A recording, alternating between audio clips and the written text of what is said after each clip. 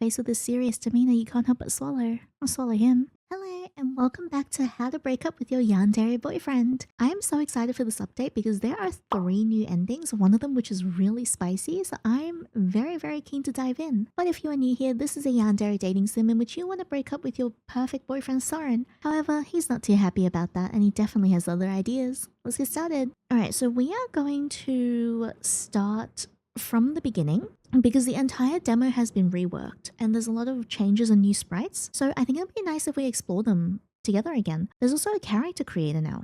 You take a breath and step into yourself. You picture your hair, how it naturally rests. It is straight. Very straight. Look at it. This does not hold a curl. Now it's color. Black. Your skin warm, cool, familiar. It is I'm like pale. Your eyes, the part that people linger on. They are very boring brown, just letting you know. They are like 2 dots of coal. I have no variance in my eye color whatsoever. The shape of your gaze. Double eyelids. Your hair falls in a straight way, naturally black. Your pale skin feels unmistakably yours. Those brown double eyes stare back at you. This is how the world will see you. This is me. Type your name. Yinny. Hey Yinny. The sound of your name jolts you back to reality. Oh, she's so pretty. You blink, realizing you've been staring blankly at your open computer screen for who knows how long, doing absolutely nothing. Your gaze drifts to the clock on the wall, still office hours before shifting to the person who called your name. It's your coworker, the one you've been working closely with for a while now. Unlike the person she replaced, the 2 of you get along surprisingly well. For a moment, you just stare blankly at the file she's extended towards you. They need some last-minute changes before sending them to the client. Something about increasing the font size by a point. She mimics your boss's mannerisms perfectly, coaxing a faint smile from you. As you take the files, your fingers instinctively return to the keyboard, tapping out the same monotonous rhythm as always. You still haven't talked to him, have you? A few people pass by your desk, arguing loudly. But you keep your eyes fixed on the screen and mutter, "Not yet." How much longer are you going to delay this? It won't change anything. I know. Your coworker takes a sip from her mug without lifting her hands from the keyboard, then grimaces. Thanks to your boss dragging out the meeting, the coffee's gone ice cold. You can't keep doing this. Weren't you dead set on telling him last night? You roll your eyes dramatically and exhale, knowing full well that she won't see it. I tried, but in the middle of our video call, his dog suddenly started throwing up. How was I supposed to drop a breakup on him like that? I'm not that heartless. Was it serious? You try to recall the last message your boyfriend sent you this morning. I think she swallowed something or had an allergic reaction. Either way, I'm sure she's fine now. Soren took her to see the vet this morning. Perfect opportunity. Call him somewhere after work and talk. But Soren would never leave his dog alone like that. He's crazy attached to her. It'll only take half an hour. No way. How am I supposed to explain why I'm breaking up with him in half an hour? Impossible. People break up with like a single text these days. That's way too harsh. Besides, he'd never accept it. Your coworker suddenly stops typing and turns to you confused. You don't need him to accept it. Just tell him you don't feel the same anymore, unless that's not actually the case. Your fingers freeze mid-type. Of course it is. Alright, don't get mad. But if you're so sure about breaking up, why keep delaying it? You swallow hard before answering, as if you've been asking yourself the same thing. Of course this isn't the kind of question you can resolve in the middle of a workday mid-conversation with a coworker. Oh, I don't know. Maybe I'm just not good at breaking hearts as you are. See, more excuses. Maybe you should reconsider. You may regret it later. No, I have to end it. Like I said, my feelings have changed. I know how good he is to me, how devoted he is, but I can't return it. Lately, I've even been thinking about my ex. Defensive now, your voice rises slightly. Not that I want him back. It's just things are so different with him. Maybe Soren and I just aren't right for each other. To your surprise, your coworker nods. That's fair. I'm sure he'll be happier with someone else too. Hey, wait, hang on a second. I don't want to break up with him at all. You're right. I'll tell him today, and this time, I mean it. Just then the files on your desk tremble slightly, startling you. It takes you a second to realize it's just your phone, vibrating beneath them, but the moment you see his name flashing on the screen, an odd tension coils in your chest. Your eyes dart to your coworkers. It's him. Unlike you, she looks almost excited, nudging you towards the phone. Perfect timing. Check what he wrote. Whose printout is this? Got mixed with mine. Someone's grumbling by the printer and your coworker jumps up in a hurry. Left alone, you hesitate. A part of you dreads whatever new complication this message might bring, something that could unravel your resolve. Your finger hovers before finally tapping the screen. You exhale sharply, leaning back in your chair and closing your eyes. Waiting for test results, but they say she ate something she shouldn't have. Hey love, we finished early at the vet so I went shopping. Got those ribs you love. Cooking a special dinner tonight, just the 2 of us. What do you say? Oh, I love him. I know the main character definitely has reasons for breaking up with him. Because you know, sometimes no matter how perfect someone is, and no matter how charming and good looking someone is, you just don't feel the spark, and that's okay. Your coworker rushes back, papers in hand. What do you say? You glance around the office, making sure no one's paying attention and show on the message. This is great. All you have to do is go, then explain things as kindly as possible. From what I remember at the company dinner, Soren seemed like a reasonable kind guy. And things clean, no drama. You'll have no doubt Soren is reasonable, level-headed even. And yet the thought of having that conversation stirs an inexplicable unease in you. I'm sure he'll stir something in me later too. You can't explain why. And by it, let's just say I mean his peanuts. Soren's the definition of ordinary. Dog, remote job, weekends split between bad movies and you. No surprises, no drama, just life. Painfully ordinary. Maybe that's part of why you want to leave. I mean, not gonna lie, that sounds perfect for me, but I know it's not the same for everyone else. Compared to your ex. No, you can't make that comparison yet. Not until this is over. Yeah, well, your ex was a piece of shit from what I remember from the last demo. It's really hot though. With a quick tap at the keyboard, you reply, "Of course I'll be there." The rest of the workday passes in a hectic blur, yet somehow faster than you expected. By the time you're packing up and chatting with coworkers on your way out, you realize you're in the best mood you've been in for days. Your coworker flashes you a knowing smile before parting ways. "Don't forget to text me updates. I'll be waiting." But the moment dinner crosses your mind, all your anxieties come crashing back down like a weight on your shoulders. You freeze mid-sidewalk, earning a few annoyed bumps from passerbys. Oh, right. See, since you need to stop by your place first, you hurry into the crowded metro and pull out your phone, only to find bad news waiting. We notice you haven't picked up your dress yet. It's freshly clean and waiting for you at Sud & Suds. Don't forget to stop by during our hours. No, Soren hasn't cancelled. Worse, you completely forgot to pick up your dress from the dry cleaners for your best friend's birthday party tomorrow. Your stomach drops as you reread the reminder text, double-checking the shop's address and hours. The dry cleaner is the exact opposite direction of Soren's place. If you go now, you'll definitely be late for dinner. Your other option? Skip the party entirely. With tomorrow's big client meeting, your boss won't give you even an hour's break and you can't exactly show up to your friend's fancy venue in some random outfit. I'm gonna skip it. The priority tonight is clear. You need to have that talk with Soren. What you wear to your best friend's birthday party tomorrow, that's tomorrow's problem. You know Soren won't mind the delay, but you refuse to stack another lie onto his guilt. Besides, every minute you delay is another crack in your resolve. If you don't do this now, you'll chicken out again. The metro door slides shut behind you, sealing the choice. It shouldn't hurt this much. Just a stupid dress. Just one missed party, but your chest tightens anyway. You rush home, shower in a haze, and throw on something comfortable before sliding into the waiting Uber. Since Soren's place is quite far from the city centre, you've plenty of time during the journey. And the question that has been weighing on your mind for days resurfaces once again. Is breaking up with him truly the right decision? If you were to bypass your indecisive reasoning and instead trust your feelings, just as you intended tonight, you would find your answer crystal clear. You no longer want to continue this relationship. There is something wrong here. Something that simply feels wrong to you. Maybe something in your gut feeling about the fact that he might be a cannibal, given what I remember from last demo. Just then your phone buzzes with a notification, pulling you from your thoughts. Assuming it's a message from your boyfriend, you reach your phone, but the name that flashes across the screen makes your heart involuntarily quicken its pace. Lars, your ex-boyfriend. Damn, he's still just as hot as I remember him. Your hair looks so sexy pushed back. Or rather the ex-boyfriend who has been creeping into your thoughts more and more lately. Hey, it's been a while. Hope you're doing well. Sorry if I'm bothering you, just want to know if you're coming to the party tomorrow. Ooh, oh no. As you read the message, an inexplicable thrill rises within you. No, nothing will rise within us. Maybe something will rise for Soren, and I will boop it, but nothing else. Knowing Lars' fondness for a crowded, lively gathering, and the fact that he shares mutual friends with Mia, whose birthday is tomorrow, you're certain he'll be there. Or maybe you should stay home. But what puzzles you is why, after all these months of silence, his first message is about this. You have no idea.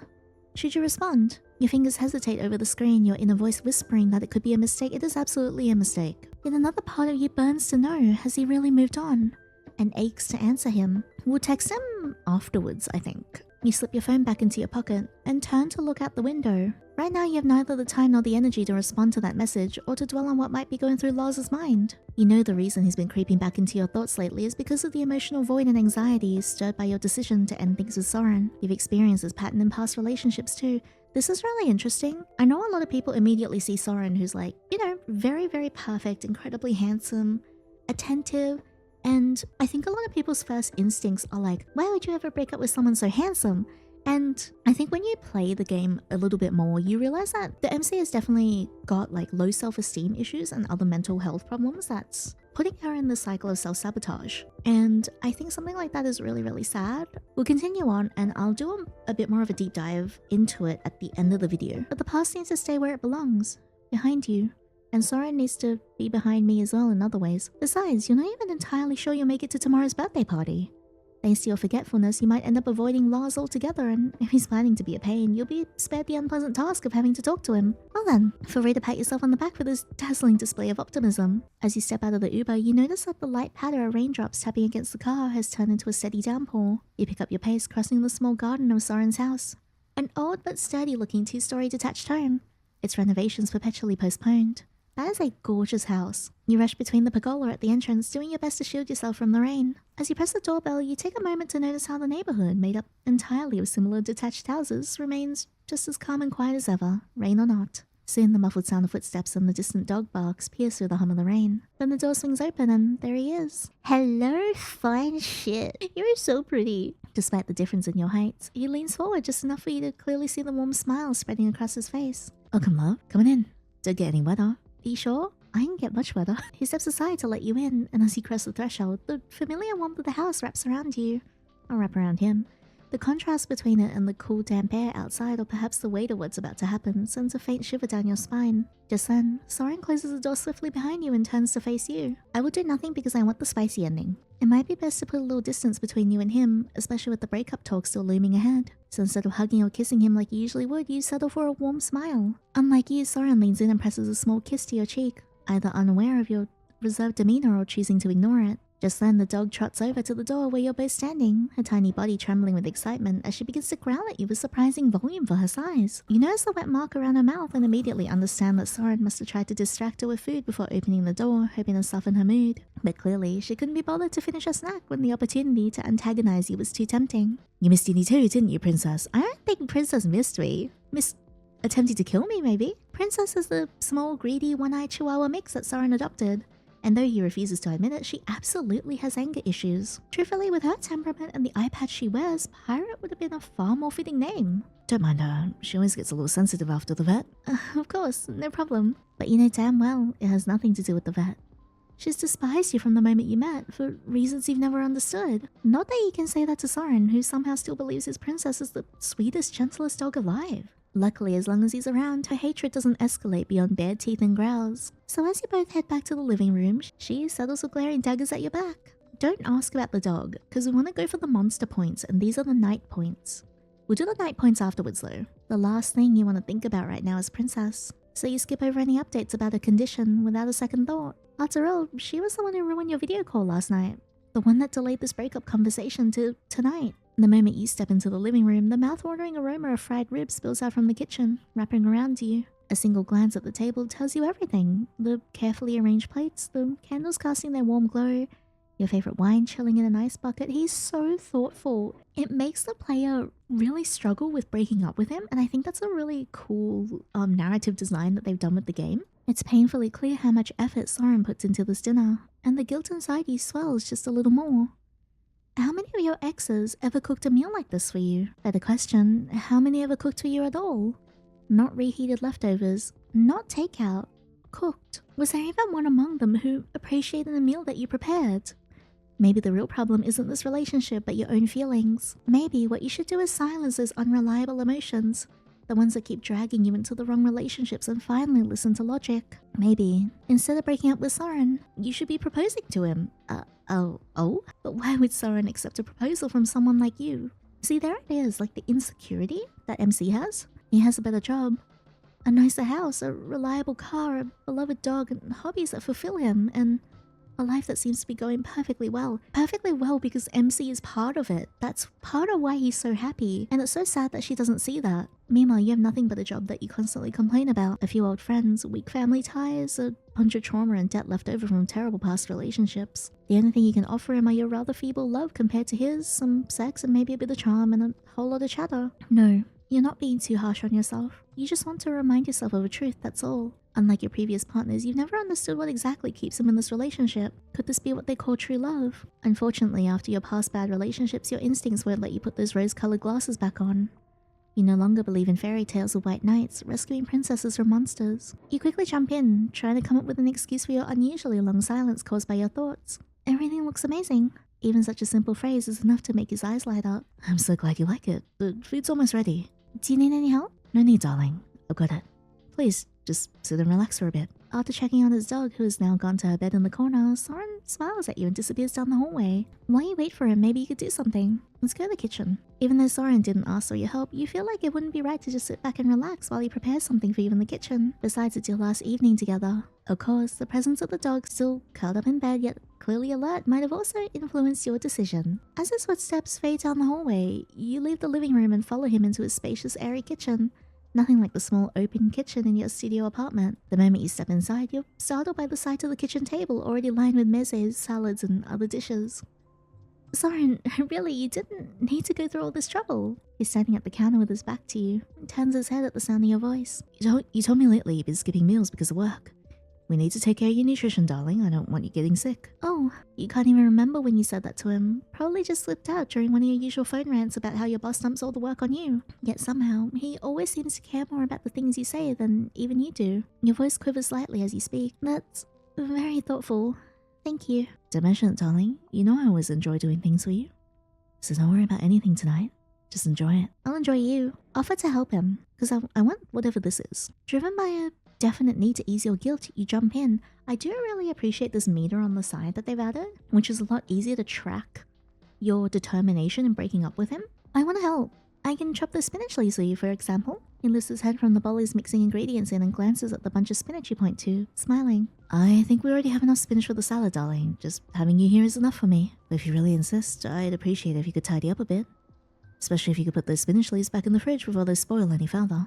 Of course. You're relieved to have something to do, and you begin putting away the items that have been used in meal prep and forgotten. At the very least, you hope that after everything is over and you leave his house, you'll have shortened that painful phase where Soren cleans up and feels like all his effort was for nothing. Meanwhile, your eyes are drawn to a small pile of knives stacked haphazardly at the far end of the table. They're clearly large, broad, and sturdy, no doubt about that. Yeah, I'm sure Soren and something else of his is also large, broad, and sturdy. But you can't quite imagine what they'd be used for in a normal kitchen. And judging by how solid they look, the knives seem quite old. And despite their worn handles and dulled sheen, they've definitely been used many times. So have I. I mean, wait, what? Who said that? I do really want a nata though, which is like this knife. It's really good for cooking. Even without leaning in too close, you can smell the harsh scent of cleaning chemicals that's clinging to them. I will ask Soren about the meat and also get the monster point. Unable to contain your curiosity, you call out to him, who still has his back to you. What are those knives for? Caught off guard by the sudden question, he turns towards you with the pan still in his hand. Huh? Oh, those are my grandfather's butcher knives. When he closed the shop, he sold most of the large tools and machines, but he kept the knives because he loved them. You lightly touch the sharp edge of one of the blades with your finger. They still seem pretty sharp. Do you use them often? He chuckles softly and returns the pan to the stove. They still come in handy from time to time, sure, but mostly I just clean them now and then and keep them for sentimental reasons. Let me handle them, sweetheart. You might hurt yourself. You're right, I'm clumsy enough as it is. Heeding his warning, you back away from the knives and open the fridge door to put away the last few items from the table. As you do, your attention is drawn to the top shelf, packed with plastic wrap packages of meat. It's clear he's recently stocked up, but there's a problem. Only a few packages seem to be store-bought. Wow, gee, I wonder what the rest of the meat is. Most of them don't even have any kind of label indicating date, type, or weight. A chill runs down your spine. What if the mouth-watering smell filling the kitchen right now is coming from one of those packages? Where did you get this meat, Soren? I don't see any dates on them. You can't stop your voice from trembling slightly. They're fresh cuts from a butcher, I trust. There's absolutely nothing to worry about, sweetheart. What animal? I never poison you. You're always safe with me. That's not what I meant. Your cheeks flush involuntarily, and you feel embarrassed, as if a secret had just slipped out. The memory is still fresh. Your mother, who was never fond of cooking or taking care of you, and your sister once poisoned you both with expired food, while trying to prove something to your constantly criticizing father. It was something you never told anyone, not even Soren. Trying to brush it off and move past the odd moment, you say the first thing that comes to mind. You've definitely been eating a lot of meat lately. Just trying to stick to my diet with the new weight training I've started. So tell me, do you think it's paying off? Yeah, absolutely. What size bra do you wear? I doubt I can give a proper answer with that sweater off. Yeah, take it off. The words slip out before you can stop them, and you immediately regret your thoughtless remark, but his response catches you even more off guard. I could take it off if you like. Yes, please. As your gaze shifts to him, you catch something intense in his eyes and you feel a rush of heat start in your belly and spread through your body. You haven't had sex with him since the thought of breaking up first crossed your mind. And that period had been unusually long for you, yet you never thought of it as strange. Soren had always been more reserved and understanding than your previous boyfriends, and intimacy was never a big part of your relationship. But now you notice he's being more forward than ever. Unless you're gonna burn the meat. How about after dinner? Well, unless you're gonna burn the meat. Your voice trails off towards the end of the sentence, fading into silence. It feels like your reason is clashing with your impulses, but before you can tell which side is winning, he turns off the stove with a teasing smile and walks towards you. As the distance between you vanishes, his hands slide to your waist, pulling you towards him. Look how gorgeous this man is. He's so pretty. When his lips touch your neck, you forget everything for a moment, including your plan to break up with him. His warm lips travel up your neck to your ear, lightly biting your earlobe, sending a hot shiver down your spine as he whispers, I'll take it off after dinner. That way, I won't have to put it back on. Man, shut up, Yiddy. The mention of dinner triggers alarm bells in your head, and just like that, you manage to pull yourself away from him and his effect on you.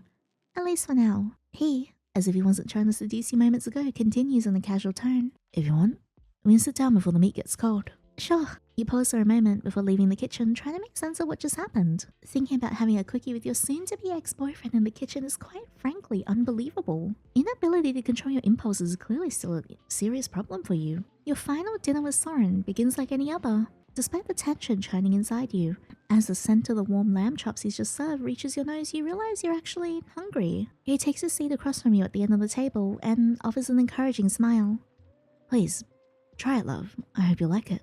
After everything he's done to prepare this for you, there's no way you could refuse. You pick up your fork under his attentive gaze and bring one of the pre-sliced pieces to your mouth. You don't need to be gourmet to know that this is perfection.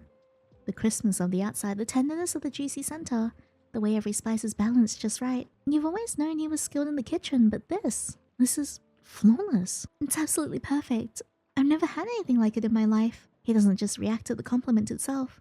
What satisfies him more is what he sees in your face, in your eyes. Even in the soft glow of the candlelight, you can tell the emotion welling up behind his gaze. Smiling, he leans forward to refill your wine glass.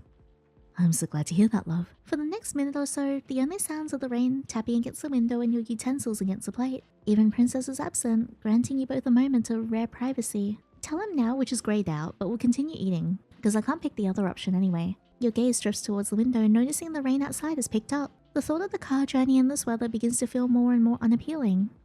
Besides, you're not exactly eager to leave this warm, peaceful home and return to your own small but chaotic studio apartment. You decide the breakup conversation can wait a little longer. Soren catches your fleeting glance out the window and smiles at you. I was really happy when you said you'd come for dinner. We haven't seen each other much lately. You know how work's been lately, so busy I can barely find the time to eat. The truth is that's not the only reason you haven't been seeing him. But for now, you're grateful you can use work as an excuse. Eager to move on from the awkward subject, you glance around the room. I hope Princess isn't off somewhere causing trouble. Unlike you, he doesn't look away. His eyes stay fixed on you. Don't worry, love. She's usually well behaved. She's probably asleep in my room. Working in such a stressful environment, it must be wearing you down. To be honest, the first thought that crosses your mind every morning before starting to work is to resign. But right now, you're sure that he doesn't need to know that. It's nothing I can't handle. I'm almost used to my boss's nonsense by now. What about you? How's everything on your end? He pauses as he slices a thick piece of meat from his plate. Since he doesn't enjoy talking about his job, all you know is that compared to yours, he definitely has more control over his hours and working conditions, and definitely earns more working in the field of cybersecurity. And that doesn't change now. Same as always, love.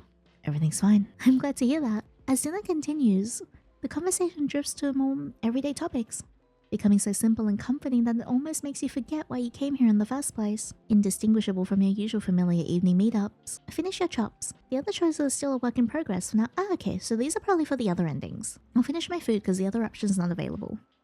As you finish all the meat on your plate and run your tongue along the remaining sauce on your knife, you lift your head, only to lock eyes with Soren. Your cheeks flush involuntarily as you quickly set the knife back down. Given how fast you cleared your full plate, you're sure you must look like you've been starved for weeks. It was really delicious.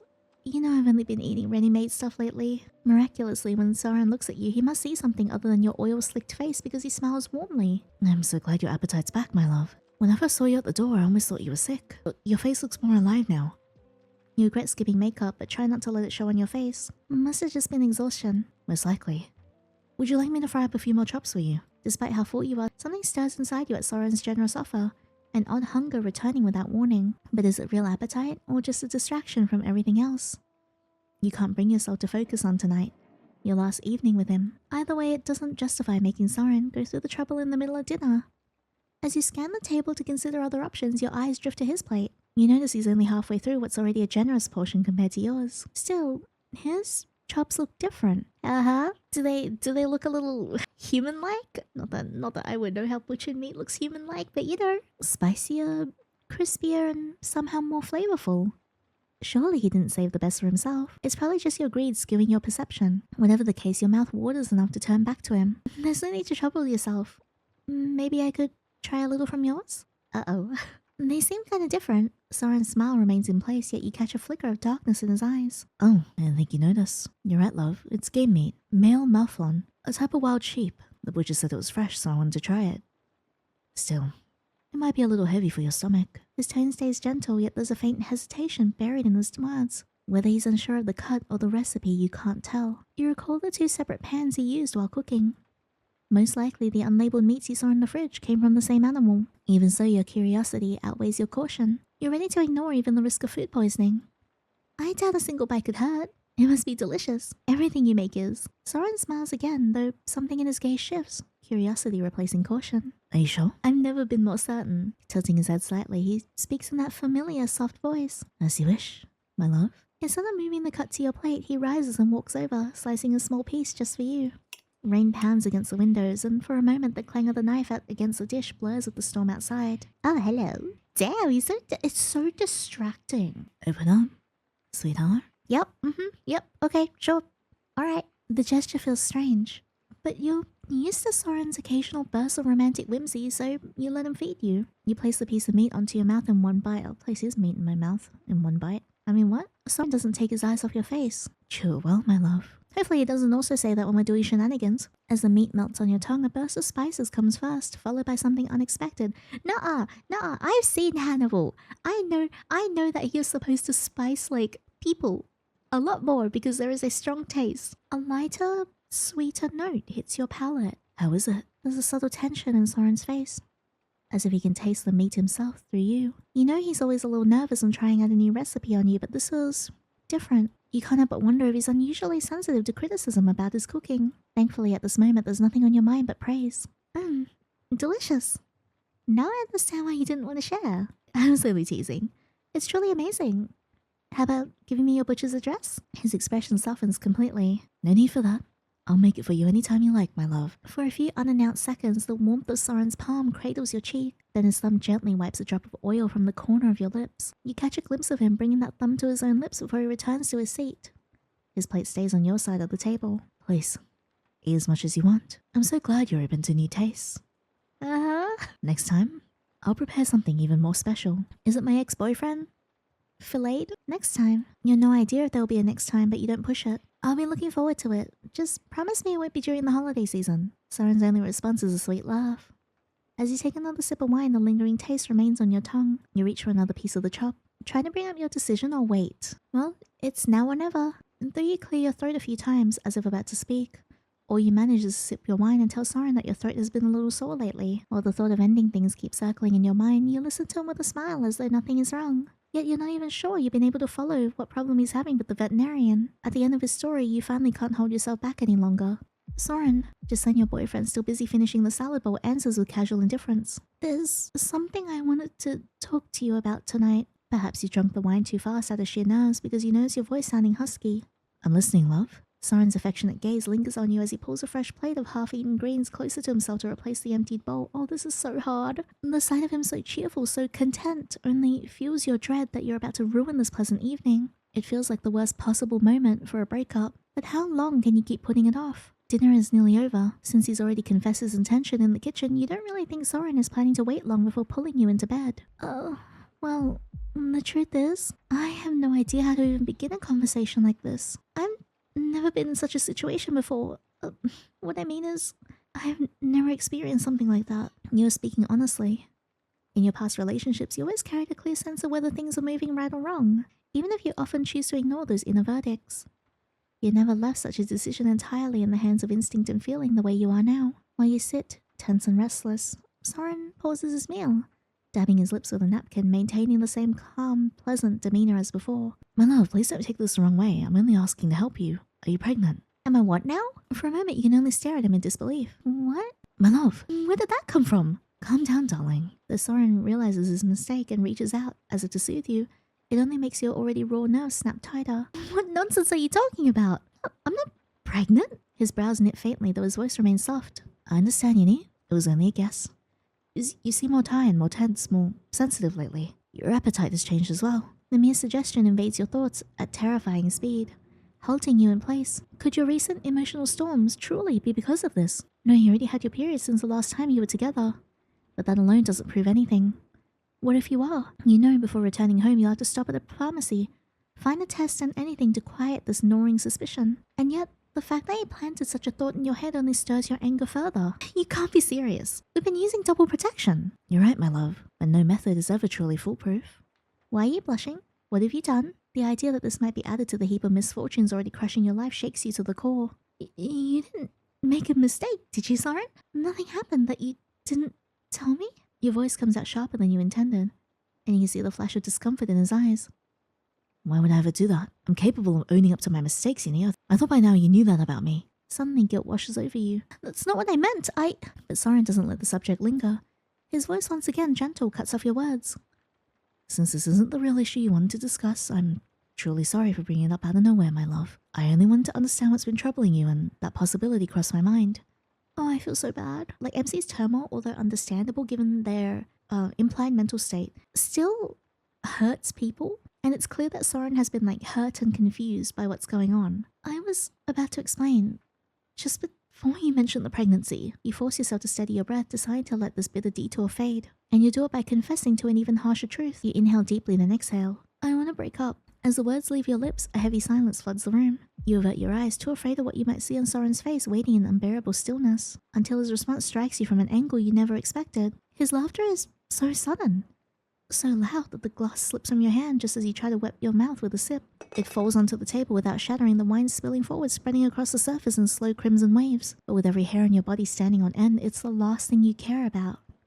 Soren's laughter finally softens into a wide smile. I know how angry you must be at me for bringing up the pregnancy issue, my love, but I apologized, and if it would please you, I can keep apologizing. Your breath quickens involuntarily as you blurt out. This has nothing to do with that conversation. Then you didn't like the meal. Please, Soren, I'm serious. So you say you're serious. And yet, baby, your voice sounds far more like anger than resolve. You swallow hard again and again, unable to answer. I wonder how much of the personality that he's used to make you fall for him in the first place and be in this relationship with you is real, or whether he's mimicking textbook examples of what a perfect boyfriend should be to keep you by his side. From the warmth still shining in his eyes, too warm, almost amused, you can see that he isn't taking you seriously. This is not the reaction you expected. In truth, it isn't even a reaction at all. He still doesn't understand that you want to leave him. Oh, is the problem your timing, your tone? All you know is that you're making a mess of this too. Perhaps sensing your discomfort, Soren finally looks at you with a more sympathetic expression. You must have had a hard day, love. Why don't we talk about this over dessert? I'm sure creme brulee will cheer you up. Suddenly you're thrown back into your childhood.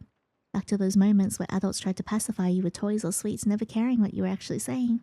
The same wall rises before you again, but this time you cannot endure it. You are no longer a child. You're a grown woman, and you can live without Soren. As your boyfriend rises from his chair, noticing the toppled glass and reaching for a cloth to wipe the spill, you suddenly seize his arm. Soren, please sit down. I haven't finished speaking. Though clearly taken aback by the firmness in your voice, he doesn't resist you. Oh, of course, love. I'm sorry. Please go on. Once he sits back down, you no longer hesitate.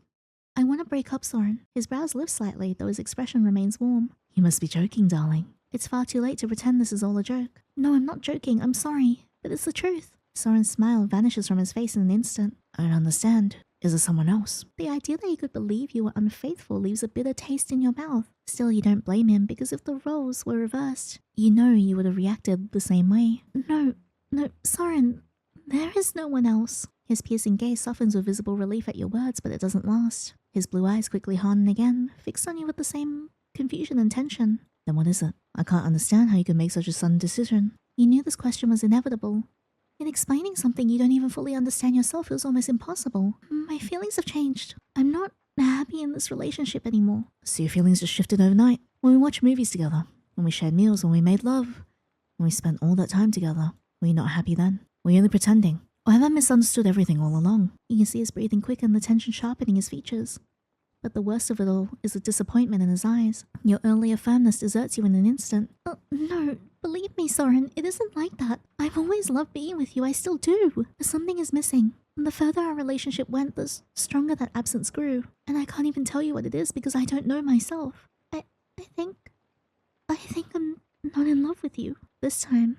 Neither of you makes the slightest move to break the silence. Not in love with him because he hasn't been showing you the real him, and you can feel it in your gut maybe? The roar of the storm outside fills your ears as you sit there, unable to deny how wretched you feel. The relief you thought you would finally find in speaking these words is nowhere to be found. Instead, every muscle in your body is locked rigid, your head full of tangled thoughts. At last, Soren gathers the courage to put an end to this torment. Yet his voice this time is cold, solemn, and unfamiliar, sending a shiver through you. From what you said, Yini, it's clear to me your thoughts are tangled. If you'll allow me, I must repeat that this is a hasty and ill-considered decision. I believe you're trying to reach a conclusion before clarifying what you truly want. What you're missing are the tensions and frictions from the early days of our relationship, the things that faded as we grew closer. I guess like the initial excitement of getting together, right? You forget that neither of us is at an age to chase constant excitement anymore. So no, I don't believe the problem lies in us. You're only caught in a temporary uncertainty. And once you move past it, I doubt very much you'll be glad that you chose this path. His measured words plan to see the doubt in you. You can't help but wonder if he might be right, and yet the suffocating weight of what has been growing inside you leaves you powerless to fight it. Oh, maybe you're right. Still, this feeling isn't temporary. For an instant, his blue eyes flash with a vivid, passionate spark, but he suppresses it at once. His lips press into a thin line as he leans back in his chair. If you need time to think, I can wait. You deliberately avert your gaze.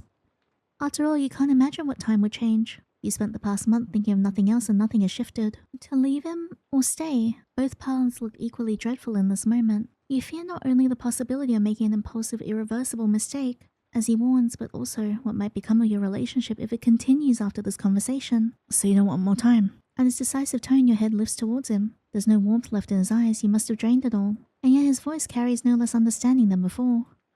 Then I respect your choice, Yini. I only said these things because I love you, and because I don't want you to regret this later. Of course I can't force you into something you don't want.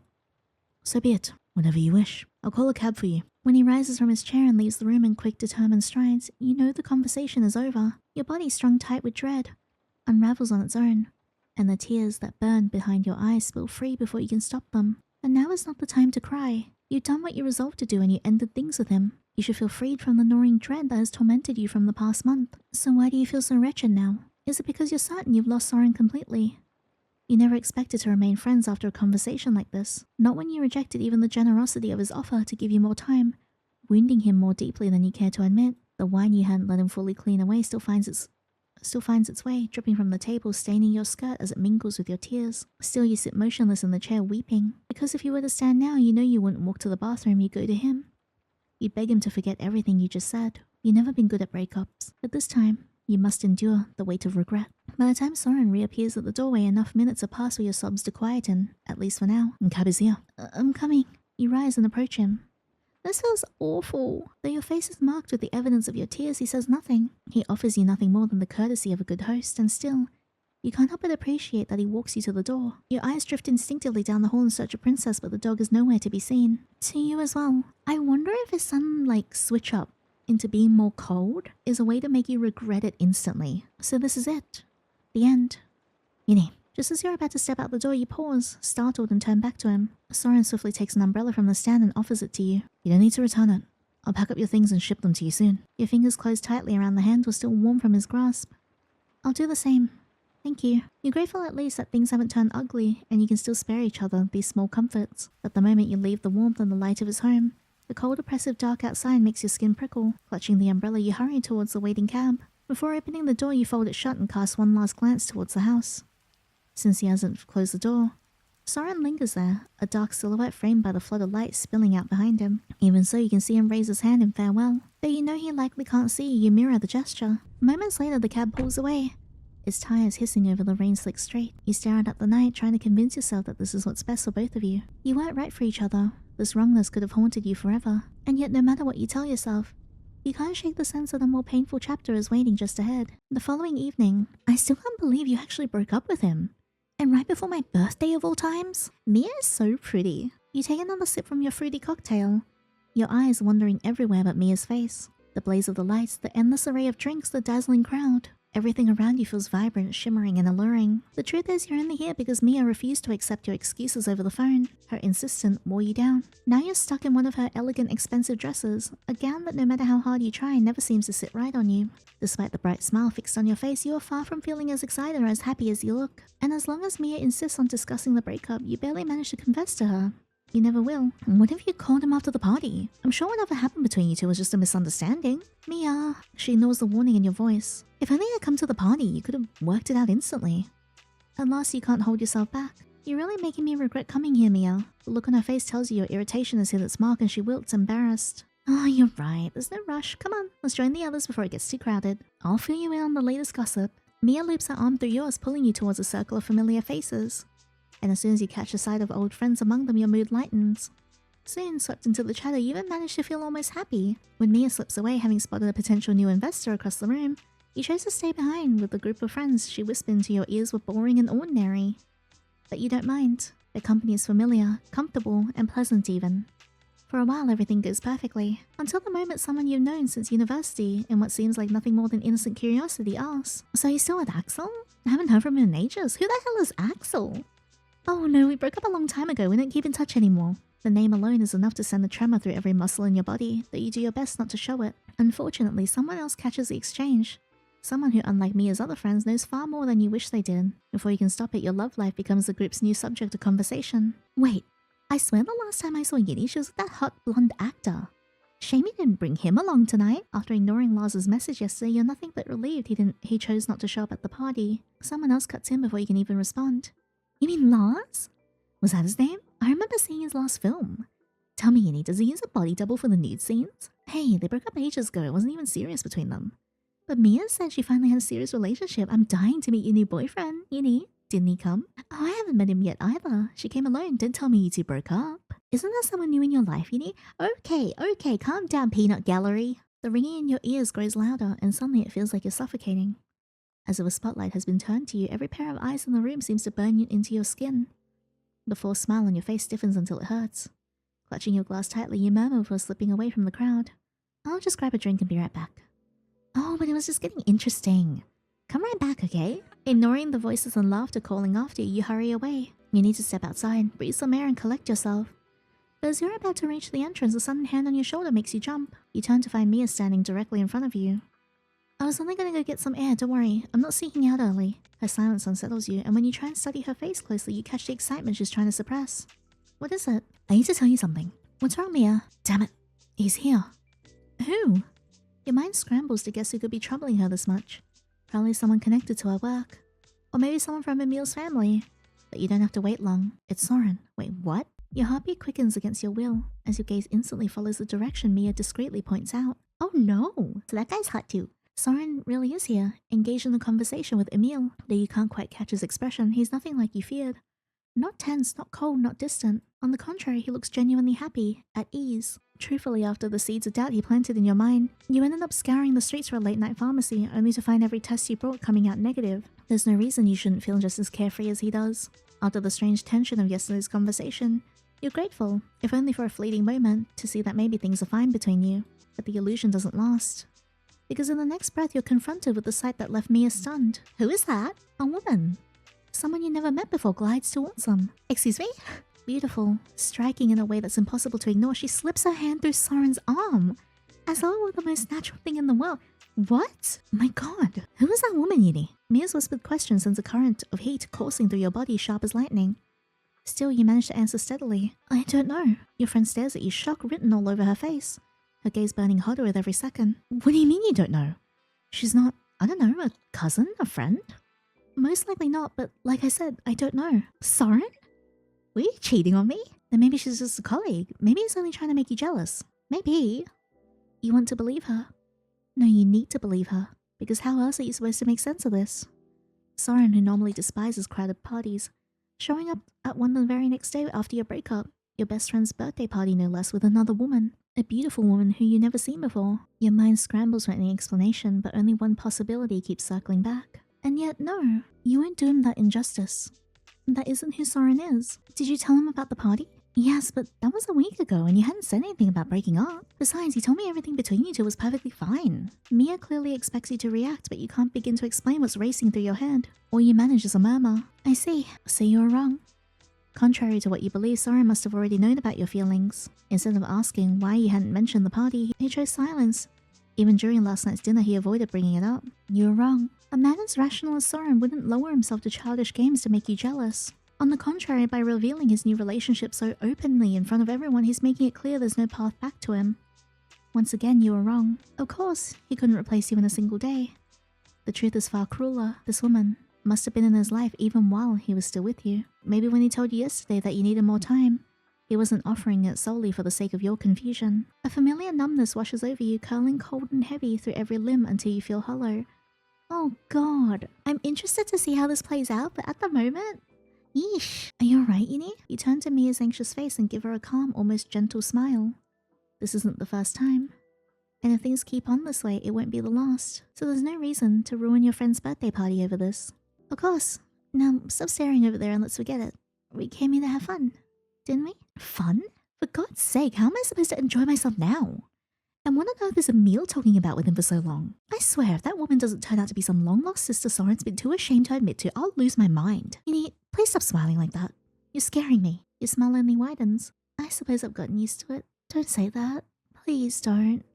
I know this has to be some kind of misunderstanding. Despite all your efforts, you can't stop Mia from bombarding her husband's phone with messages and calls.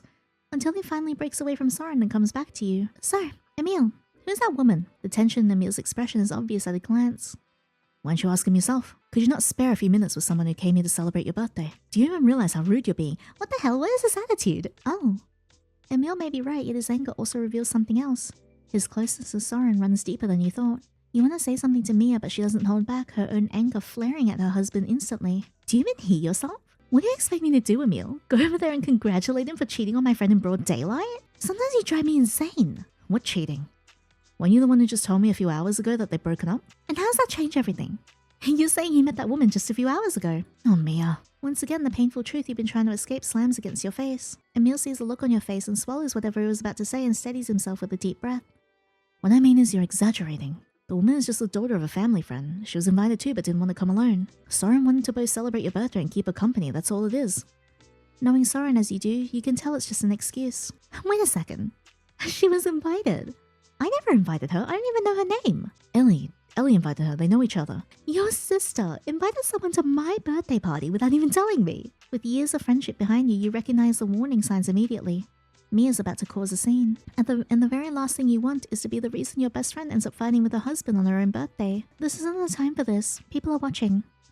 Yini's right. Mia finally notices the eyes on her and reins herself in just a little. Still, before she lets you loop your arm through hers and lead her away, you catch a sharp whisper she throws at her husband. Tell your dear friend to take his little date and get the hell out of here. I don't want them ruining my party any further. At last, once you leave the hall, the quiet of the corridor offers a fragile sort of relief. This might just be the worst birthday I've ever had. I'm so sorry, Mia. This is all my fault. Stop it, Yini. Don't be ridiculous. The only one here to blame is Soren. Well, and Emil too. Yes, him as well. He misled me about what kind of man Soren really is. I almost thought he was a saint, but you can see for yourself what a two-faced devil he truly is. I'm convinced he brought that woman here just to ruin our night. As Mia keeps ranting, you can't find the strength either to silence her or argue back. But you don't agree with her either. Is Soren really a devil? Your heart still refuses to believe it. Then, new figures appear at the far end of the corridor, drawing your attention. Soren, with the woman at his side, walks towards you step by step. Go away! At first they don't notice you, and you use that advantage to study them. Soren looks different, and undeniably attractive, so much that you can't pretend otherwise. At the same time, you realize that their closeness now isn't quite the same as it had been inside. Of course, that thought disappears the moment Mia, clenching her fist, storms towards them. It's far too late to pull her back now. Yet Soren doesn't shy away from the encounter. I'm glad I could see you before we leave, Mia. Happy birthday. What the hell? Seriously? What the hell? Mia's sudden outburst reverberates down the corridor. Though Soren's lips press into a straight line, you're grateful he maintains his calm. Your face voluntarily flushes as you pull Mia by the arm. I'm sorry, we really should get going. What the hell, Yini? Who the hell are you apologizing to? Soren turns towards the woman at his side who's been watching the outburst in stunned silence. You mentioned you wanted to stop by the restroom, didn't you? Oh, yes. Then I'll meet you at the elevator. The woman walks away without questioning, not even glancing back, and follows his direction obediently. Congratulations. This time you found yourself a docile little puppy. Mia, please, don't do this. Let's just go. But Mia reminds you once more that controlling her anger is not easy. What's wrong with you, Yini? How can you stay so calm? You should have ripped his hair out by now. Did he cheat on you or me? Soren's eyes bypass Mia completely, locking onto you instead. I believe there's been a misunderstanding. A misunderstanding? Who do you think you're fooling? Emil, maybe. I know damn well you were sleeping with that woman while you were still with uni. A man like you wouldn't dare show up here, parading another woman on his arm unless it was already going on. Your friend's brutal honesty leaves even you flushed with shame. You avert your eyes as Soren's voice, tinged only with sorrow, cuts through the tension. It pains me to hear that's what you think of me, but it isn't true. Regardless, this is a matter between Yidi and me alone. Only she has the right to demand an explanation from me. The continuation of this conversation serves no purpose but to make you feel small and humiliated. You don't want to let old wounds claw their way back to the surface. You just want out. Please, none of this matters anymore. It's all in the past. You catch a tightening of Soren's jaw at your words. You're absolutely right, Yini. In that case, if you'll excuse me, I'll be on my way. Without another word, he leaves, granting you the dignity of privacy. Even Mia can't keep pressing the issue, though she mutters one last bar before returning to the others. I just hope you really meant that. You give her a quick empty smile in response. Though the truth is, you don't know yourself. Still, you can't deny the party isn't entirely joyless. You allow Mia to introduce you to new acquaintances, indulging in the luxury of rare cocktails and the easy distraction of meaningless chatter. Glasses are emptied one after another. You continue until the alcohol manages to suppress all your thoughts and feelings. When was the last time you lost yourself this much to drinking? A year ago? 2 years ago? 3? No. There are things from even further back in your memories, but you can't recall them. And that feels like the best thing. Until the drink service is cut off. The bartender tells you we can't serve you anymore. And soon enough you find Emil by your side. Mia's in the restroom. We're heading home. And we'll take you with us. I'll go by myself. I'm sorry, but I can't leave you like this and endure Mia's complaining all the way home. Oh, I understand now. 1 second. Man, do you even like your wife? You drink the last few drops in your glass and with a sense of duty you stand up and accompany him. As soon as you arrive home you collapse onto your bed. You're sure you won't remember a thing from tonight tomorrow. And that's exactly what you want. After a month. Did you make the changes I asked for before we sent it to the client? Damn, my boss is also hot. Hello. You're trying to stay calm despite your boss's usual irritating tone. Yes. All of them. Yes. Did you double check? Yes. Are you sure? At that moment, it occurs to you that the changes he's talking about might not be the ones he told you about yesterday, before the end of work. Why is that vibrating going on for so long? But rather the pile of emails you saw in the morning mail list postponed until after the meeting. Your heart races as you cautiously push the limits of your luck, asking in a faint voice. You mean the changes from yesterday, right? Your boss's face darkens instantly. Why is it vibrating for so long? Does he have a butt plug in or something? Is that what's going off? Yesterday's. I meant the emails I sent you this morning. God, you haven't even looked at them yet. His booming voice echoes through the conference room and no one dares to make a sound. You feel your throat tighten from the unexpected setback. Still, you try to maintain your composure. I was going to, after the meeting. You were going to? Your boss snatches the persistently ringing phone off the desk, and with terrifying speed leaps from his chair, storming out of the room. His departure leaves a hum over the conference table. You don't want anyone's advice, so you rest your elbows on the table and cover your face with your hands. What the hell? That's not fair. If I was caught up in meetings, then I checked my emails after. If it was that important, you could have just come to my desk. Guilt weighs heavily on your shoulders. Checking those emails should have been the first thing you did while working under such an unstable boss. How could you make such a foolish mistake? No. Communication is a two-way street. If it genuinely was that urgent, he could swing by and tell you at your desk. The truth is you can't even say that this is your only mistake. Lately, you notice yourself forgetting things more often. Granted, none of these oversights have ever turned into such a serious issue. However, you never experienced anything like this, not even when you first started working. There's a problem in your work life. Only in your work life. A hand on your shoulder makes you nearly jump out of your seat, and the voice of your coworker brings you back to the present. Hey, relax, Yuni. You should drink some water. Gratefully taking the water bottle she places in front of you, you force yourself to take a sip while she continues. I've just gone through those emails. They're full of useless, nonsensical stuff. Despite your coworker's efforts to console you, your tension doesn't ease at all. I'm sure of it. The problem isn't the client anyway. Your coworker exhales audibly, agreeing with you. Oh, no doubt about that. As your boss storms back in, the conversation at the table is cut short, and your coworker quickly returns to her seat as well. You can tell from his barely contained expression of anger how the call with the client went. You're certain things would have been different. If you had handled the conversation yourself. Instead of returning to his chair, your boss comes to where your coworker is seated and places a file in front of her. A file you just notice he's holding. The client is yours now. You'll handle them from here on. Like everyone at the table, your coworker's stunned gaze first falls on your boss, then on you. Then recovering faster than anyone else, she asks cautiously, Are you sure? Yudi has managed his client very well until now. Despite expecting your boss to shout any moment, he simply sits back calming. It's in your hands from here. Understood. Naturally, your coworker can't question the decision any further. Watching a project you've been fully responsible for, from the start, spending countless hours to set things in order, being quietly taken from you. It weighs heavier than even enduring one of your boss's sudden outbursts. You hope for an explanation from your boss, but instead of addressing the situation, he dismisses it with his usual anger and continues the meeting as though you and the matter don't even exist. Throughout the meeting, you force yourself to appear calm, ignoring the weight of your furtive glances. You spend the meeting almost entirely listening to others, as your boss gives you no opportunity to speak. Jesus! Of course, you're fully aware of how strange this is. Yes, that's all for now. When the meeting ends, despite the chaos in your mind, you manage to feel a small sense of relief. You desperately need to step away from this awful environment and your boss, even if only temporary. However, once you get up from the table and head towards the door like the others, your boss stops you. Yini, stay for a moment, please. Oh no. Your eyes meet your co-workers, and though she silently suggests you ignore whatever your boss is about to say, this time you're not so sure it will just be a simple reprimand. Once everyone leaves, you turn to face your boss in the now empty room. Please go to HR immediately. HR? Why? Your boss wastes no time in satisfying your curiosity. I terminated your employment contract. You can't just do that. You thought you were prepared for anything he might say. Everything except this. No matter what.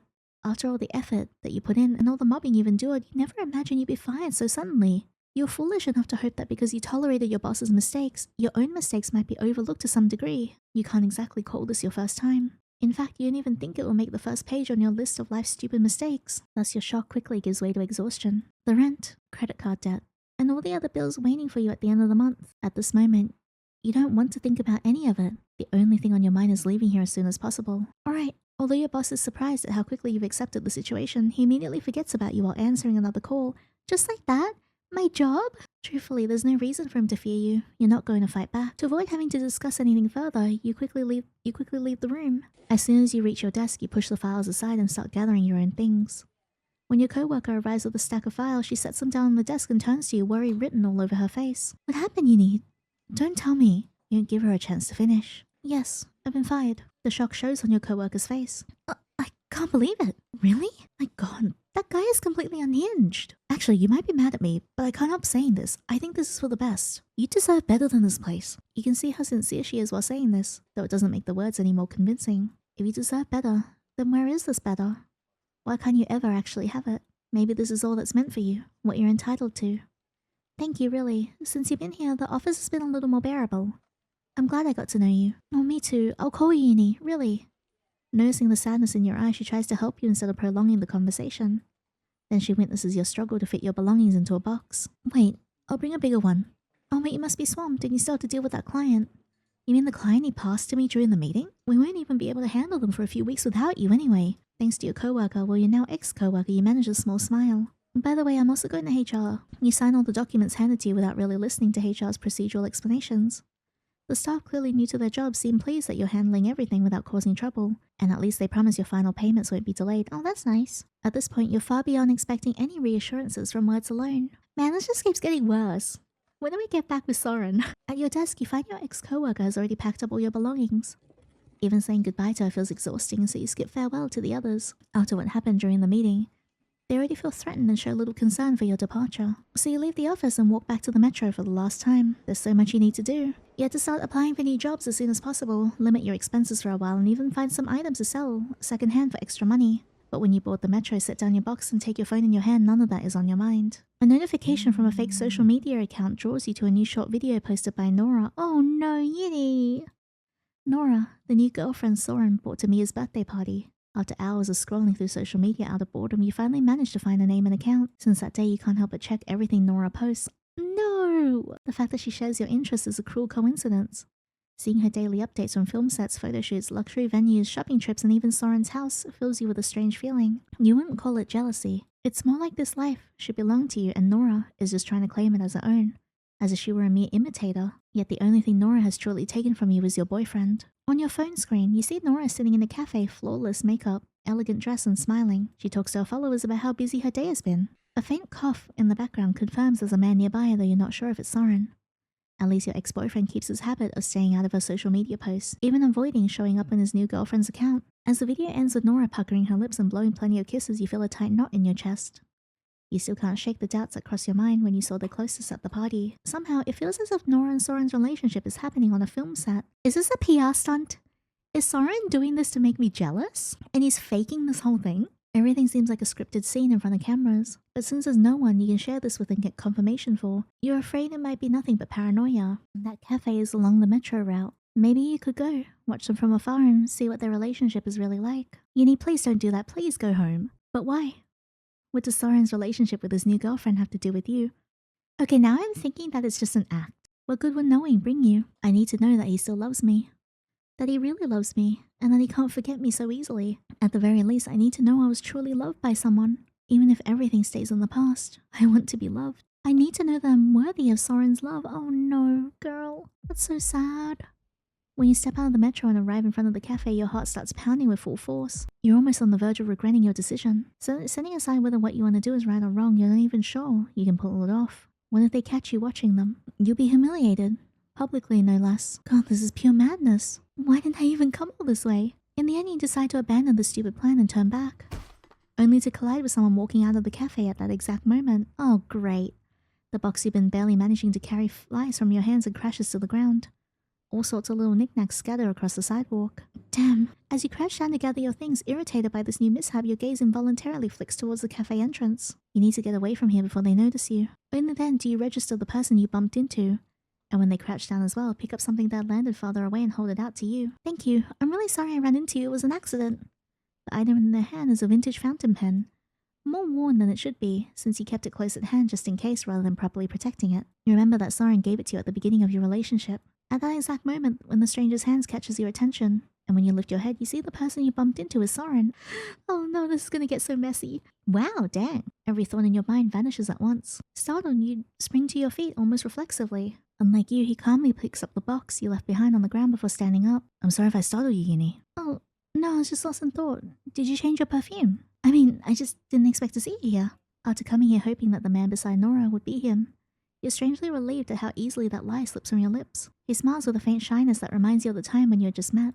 I had some business nearby. I could say the same about you. I remember that you're usually at work or having lunch nearby at this hour. To be honest, you hadn't even realized you had such a routine when he pointed it out, but when you think about it, he's right. Since your client meetings are almost either always before noon or much later in the day, you usually spend these hours at work or close to it. Well, I wanted to change. I was curious about this place, but something urgent came up, so I have to go. Oh, let me take the box. Even in ordinary errands, Soren never liked you carrying anything. Yet this time he hands the box back into your arms without protest. The sudden surprise makes you falter, and a few items inside probably shift or spill, though right now all you care about is seeming normal. How are you? You look great. I am, thank you. And you? I am, too. Oh no! Nora appears at the perfect or rather terrible moment, stepping up impatiently to Soren and touching his arm. I just spoke to them. We need to be there without delay. Please don't worry, we'll be there right on time. When Nora allows those words to calm her, she turns around. Either she's only just noticed you or she's pretending she has. Her gaze flicks you away. Hello. Instead of responding verbally, you offer a polite smile. Her eyes immediately return to Soren. Where'd you park the car? I'll go get it. Oh, she didn't even recognize you. She thinks you're just one of Soren's ordinary friends. As it should be. Or did you really think that just because she saw you once at a party, she looked you up and stalked your social media the way that you did? Unlike you, she has a life. A real life. You didn't even hear what Soren says to her. You only snap back to yourself when you realize he's speaking to you. Where are you going, Yini? That box looks a bit heavy for you. Even though your mouth suddenly goes dry, you force yourself to answer. Not at all, I've got it. And it sounds like you're in a hurry anyway. For a brief moment, just a second, you catch something in Soren's eyes that shows he's worried about you. Are you sure? We're not in that much of a rush. Of course. See, using every ounce of your acting skills, you give him a convincing smile and head towards the metro. But you can't keep up the act all the way there. Your hands start trembling noticeably and you barely manage to throw yourself into a carriage. Every muscle in your face aches from the strain of that forced smile. Where was the strangeness you'd been so sure existed in their relationship? On the contrary, they seemed perfectly natural and sincere together. But it shouldn't have been like this. You could have sworn there was something off between them. Or they're just really good at acting. It was all your paranoia. Are they really happy? Oh no. If Soren had truly forgotten about you, would he have offered to give you a ride to where you're going even though they were supposed to make it to Nora's shoot? Just then you catch your reflection in the metro window and flinch. My god. You look so awful you can't even comprehend how you managed to leave the house dressed like this. You must have thrown on the first thing you grabbed. And your face, your hair? You're not surprised that Nora didn't recognize you. The worst part, Soren saw you like this. He must have realized that your life isn't going well. There's no way he didn't notice you wandering around with that huge box and figure out that you'd been fired. Maybe that was the reason behind the attention he showed you. It wasn't that he couldn't forget you, he just felt sorry for you. Impossible. You remember very clearly how tense he became when you refused to listen to his explanation at the party. Yes, he definitely hasn't forgotten you, and he's using Nora as a bandage. Oh my god, I need MC and Soren to sort this out soon. He just needs time to regret it. Of course you won't forgive him when he shows up at your door. Nothing will change the fact that he's a despicable man. All you want is to watch him writhe in regret and take a little comfort in it. That thought is comforting enough that you don't dare press it further.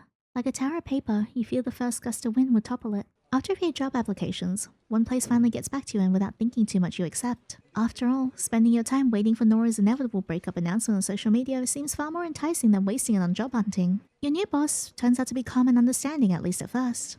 But it doesn't take long for you to realize he isn't understanding at all, merely passive and indifferent. The moment you question the absurd system your co-workers run however they please, you're immediately branded as difficult and pushed to the margins. The only real difference between this new job and your old one lies in the faces and the setting. Everything else is the same. But my cool co-worker isn't here.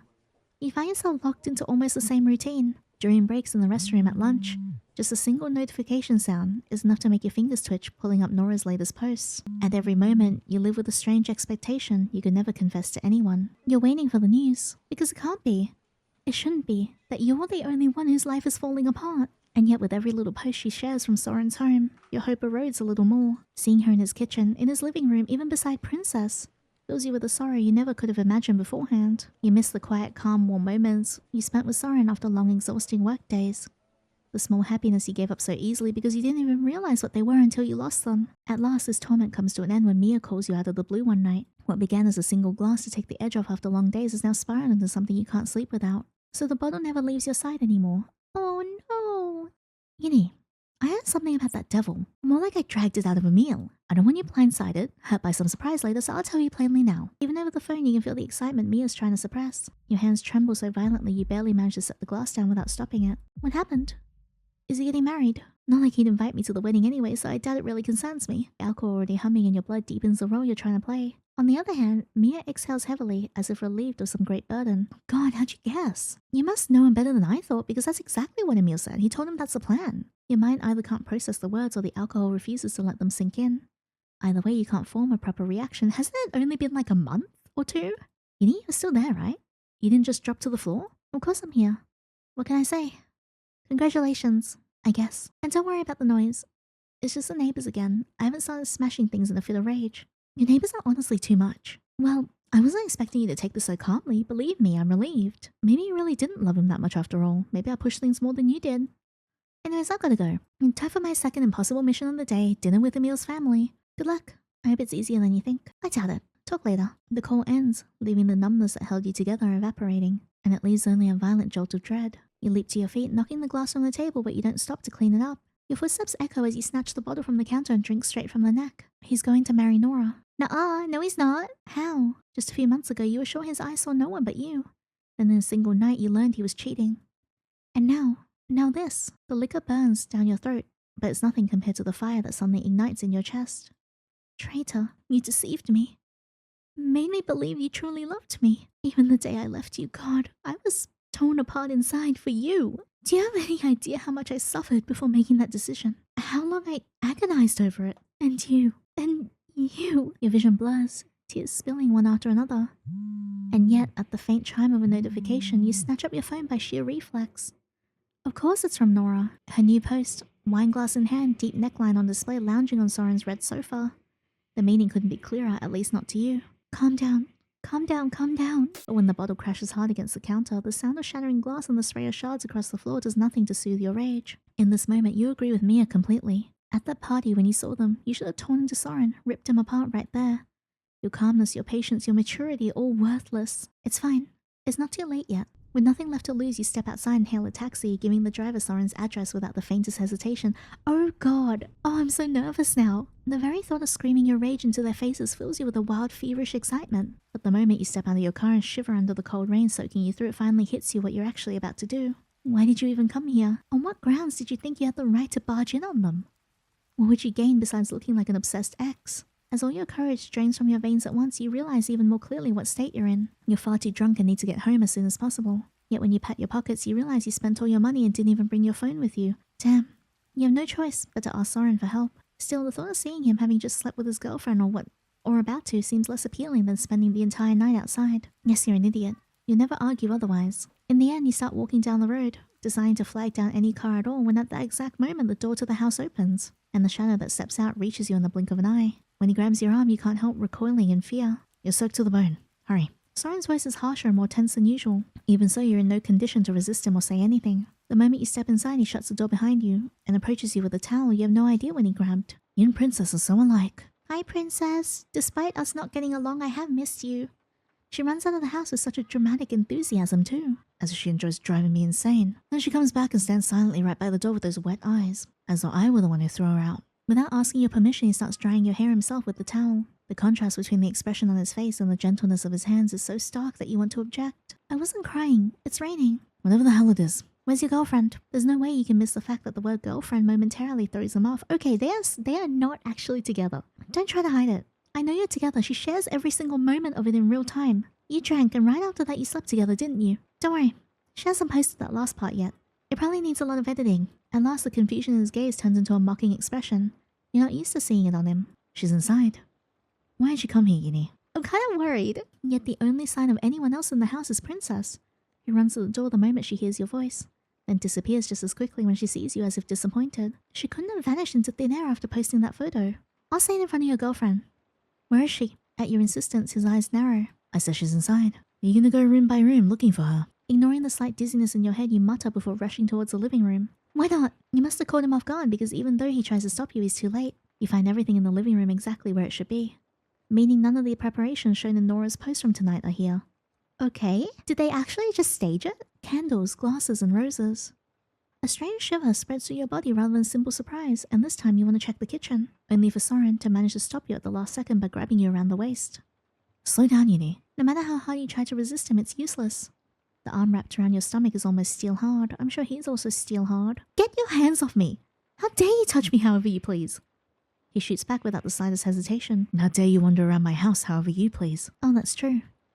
Another tactic comes to mind. Stop pressing into my stomach or I'm gonna throw up. I'm so sorry, Uni. If you're feeling unwell, we should go to the hospital. Uni! Taking advantage of the moment his arms loosen, you break free and head straight for the door. You can't help but wonder how Nora can keep sleeping in the bedroom despite all this noise you're making. Or is their intimate life more exhausting than you imagined? Treacherous bastard.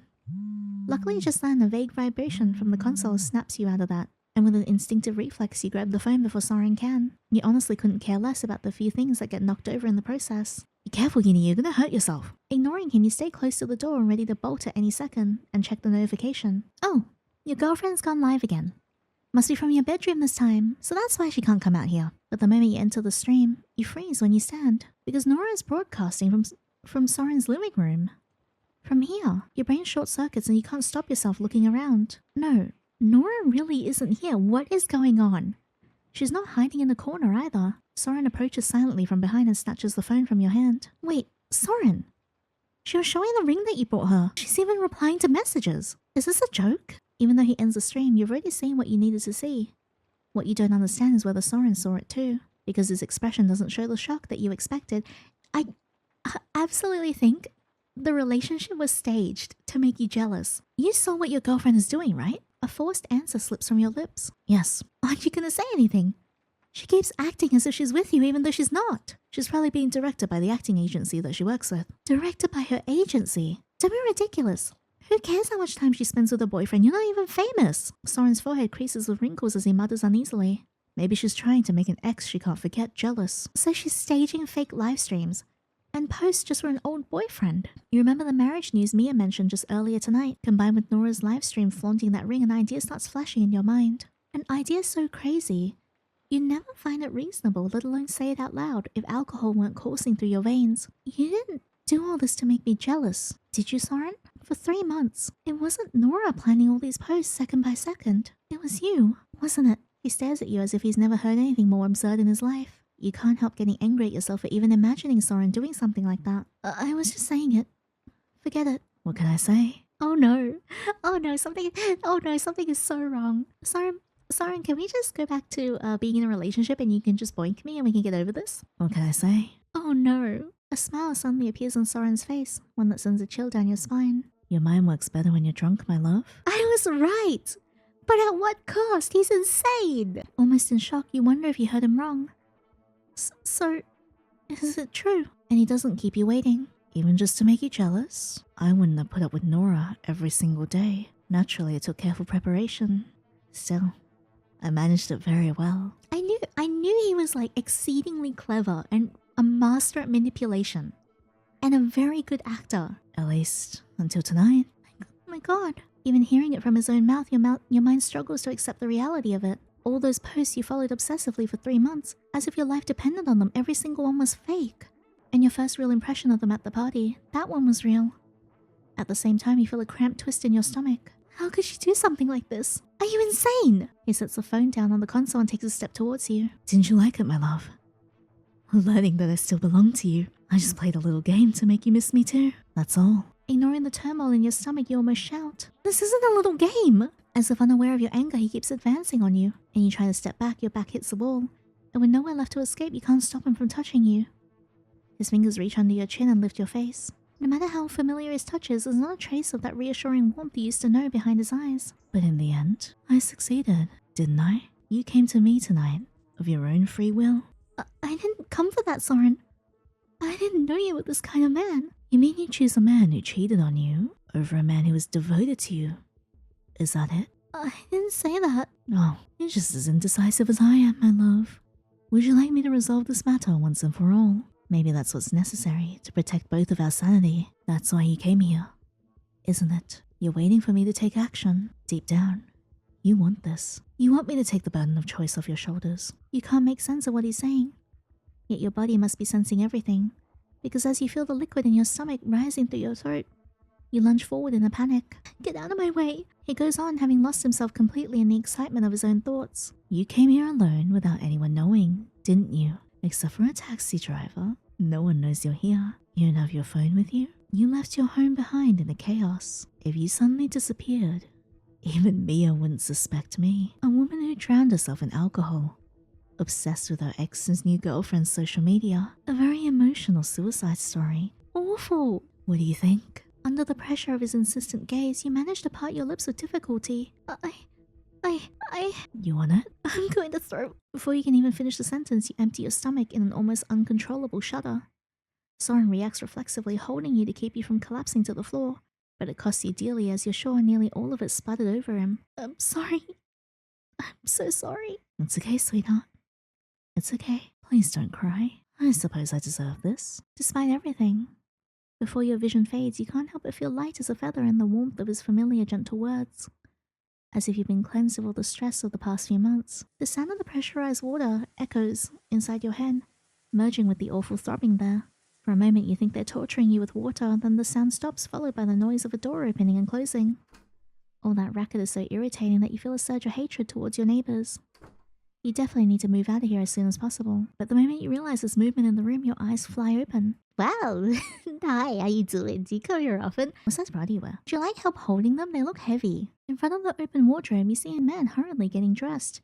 Is he? Can I see? Is he? Oh, Gabby, still has his pants on. Ignoring him and the pounding in your head, you're about to fall back asleep when what's happening finally hits you. You bolt upright in bed. Soren! He keeps picking out clothes from the wardrobe without even looking at you. Yes? Why are you here? Well, as you can see, to get dressed. You're about to object to his infuriatingly calm tone when your eyes finally take in your surroundings. It's obvious this isn't your room. What do you mean? Am I at your place? How is this possible? Don't tell me we trail off and Soren stops dressing and turns towards you. This isn't the first time you're really seeing his face like this. As if he hasn't slept all night, his eyes sunken, his skin tense, and his voice comes out harsher than you've ever heard it. Don't tell me we what? Well, I was wondering what happened last night. As he leans towards you, his eyes fix on yours with an interrogating sharpness. You don't remember last night? No. Not even a little. Faced with this serious demeanor, you can't help but swallow. Or swallow him. I'm sorry. I really don't remember. As far as I remember, I was at home last... I guess I did something stupid and drank too much. If I caused you any trouble, I'm sorry. The fact that you woke up in his house makes it impossible you didn't cause trouble. It seems like I don't remember anything that happened last night, so he now gets to manipulate the situation however he wants. Still swallowing your guilt, playing the fool seems like your only option. I can't accept your apology, Annie. Not after what you did last night. Even his gaze alone tells you how difficult the night must have been for him. Your heart begins to pound wildly. What happened? What did I do? Please believe me. It wasn't intentional. I was too drunk. When Soren suddenly straightens and walks towards the bathroom, you think he's abandoning your question and you're about to follow after him. But then he returns holding his phone. He places it in your hand and the instant you see the name glowing on the screen, you flinch. Read. The last thing you want is to anger him further, so your eyes skim through the messages in a rush. That girl's still with you, isn't she? She's not even conscious. How could I throw her out of my house in that state? Then call that sour-faced friend of hers and tell her to come and get her. I called, but they're at a private dinner. She can't come. Doesn't she have anyone else? There's no one I know or could call. Then throw her out on the street. I don't think you're being serious. And I don't think it's your duty to take care of your drunk ex. Especially after she stormed into your house on the night you proposed to me. She was extremely drunk. She didn't know what she was doing. She ruined our night. She turned the happiest day of our lives into a nightmare. How can you protect her like this? Do you want to argue again? I'll come see you first thing after I send her off in the morning. Please, let's talk about this face to face tomorrow. This isn't something that can be settled by messages. Don't bother, really. Let everything end. You don't keep cleaning up your ex-girlfriend's vomit. This is what you deserve. Bye. The messages end with Nora blocking him. My god, I can't believe Nora agreed to something like this. Like, maybe there's a chance that she didn't agree, but she did do all those fake live streams. As you read them, a wave of heat spreads not only across your face but through your entire body, and you can't lift your eyes from the phone in sheer embarrassment. You can vaguely remember the conversation in which you learned about his engagement from Mia not long ago. After that, the film reel in your head snaps. So that means you came to Soren's house while his girlfriend was there, and worse, at the very moment he proposed to her. And the worst part is, instead of throwing you out, Soren took care of you. And because of that, he fought with his girlfriend and even broke up with her. That is not what happened. I cannot believe this is how he's going to manipulate it. Soren ignores you, his gaze drifting out the window, and you genuinely want to disappear where you stand. You always knew this alcohol problem of yours would land you in trouble one day, but you never imagined anything this bad. God, you feel so unbearably guilty that you have no idea how you could possibly face Soren in this state. Yet the silence between you grows unbearable, forcing you to speak. I'm so sorry. Truly, I'm so sorry. I never would have wanted to ruin such a special day for you. I'm sure she wrote those things out of anger. If you talk to her, I'm certain you can set things right again. I'll apologize to her too. She'll understand that none of this was your fault. You hope Soren will say something, anything to ease you, but it's in vain. The moment you realize the understanding you're used to isn't coming, your eyes fill with tears. I never meant to ruin your relationship. I swear, Soren. If there's anything I can do, please tell me. Oh no, here it comes. I'll do whatever it takes. At last, Soren turns away from the window and approaches the bed. You can barely bring yourself to look at his face. There's none of the anger you expect in his eyes. Instead, they're calm and controlled. Then tell me, Yini, what should I do for Nora to forgive me? You should probably go to her door right away and start crying. I'm sure that's exactly what she's expecting from you right now, but... But? I think you shouldn't go. Oh, here we go. Why? Because I don't want her to forgive you. I want you to stay with me. In that moment, you don't even care how humiliating a position you've fallen into in front of him. The idea of taking Soren away from another woman doesn't seem as terrifying as it once did. Wow! Immediately? Right there? It's huge. Without bothering to give you any verbal response, Soren quickly comes down on top of you. I'm sure it will come in many ways. The movement is so sudden that it startles you more than the coolness of the sheets. You barely manage to dodge his lips as they reach for yours at the last second. Wait, Soren, my mouth must be awful. He frowns slightly, annoyed by you turning your face away, but before his lips brush your ear, he murmurs. It's not a problem. How is it not a problem? You woke up a few more times during the night, don't you remember? No? At your undisguised surprise, a knowing smile spreads on his lips. Then try to remember. We're about to he's about to go spelunk in my caverns. As Soren studies what he's done, with his eyes that are half pleased, half wary, he suddenly turns his face towards you. Wow! Just immediately. Just right there. Cool. Soren, who likely knelt before his girlfriend while proposing last night, now does the same before you with even greater impatience. He's just really like all up in there. I mean, I can't even complain. He looks like he's having a great time. It's like, what else can I say besides like, yeah, nice, go ahead, dude. Enjoy the meal, my lad. I can't comprehend it. For the first time, you feel unprotected and vulnerable in front of him. Soren, The helpless note in your voice makes him pause, if only for a moment. Well, I'm glad he's having a good time. I'm having a great time. You never witnessed the demanding side of him before, but your hesitation doesn't last long. Enough, Soren. Please, it's too much. Sorry, baby. You're not hurt, are you? Just then, vibrations from the phone you left on the bedside table catch both your attention. You can see his eyes narrow in irritation. He's clearly reluctant to check it. He's about to ignore the phone and throw himself back on top of you when you hear the ringing from downstairs more than once. Princess's non-stop barking joins in and chaos erupts below. Crap. With the low curse he mutters, Soren inevitably picks up his phone. You're left sprawled on the bed, still unable to fully collect yourself after this new shock. If it's Nora at the door, you can't even bear to imagine the humiliation that's about to unfold. Though you can't really claim you don't deserve it. After all, as if ruining the marriage proposal wasn't enough. Just seconds ago. Yeah, us and Soren did the deed, yeah. You almost hold your breath, trying to catch the voice coming through the phone Soren has lifted to his ear. But the rough, harsh sound that nearly echoes through the room doesn't keep you waiting. Is Yini still at your place? I went to her apartment, but she didn't open the door. She's not answering her phone either. Good morning to you too, Mia. There's nothing to worry about. Yini's with me. Then open the door already. I've been ringing the bell for hours. Even the dog heard it. Soren rolls his eyes, though his voice remains flat. I wasn't available. I'm coming now. I'm waiting. As the call ends, you quickly pull yourself together on the bed and lock eyes with Soren. I'll go spend some time with her, then I'll come back. What do you think? Fine, but don't stay with her long. And don't tell her anything about last night. I won't tell her. Though she didn't come to pick me up last night, even at the cost of losing her excuse to skip dinner with Emil's family. There can only be one reason. Yes?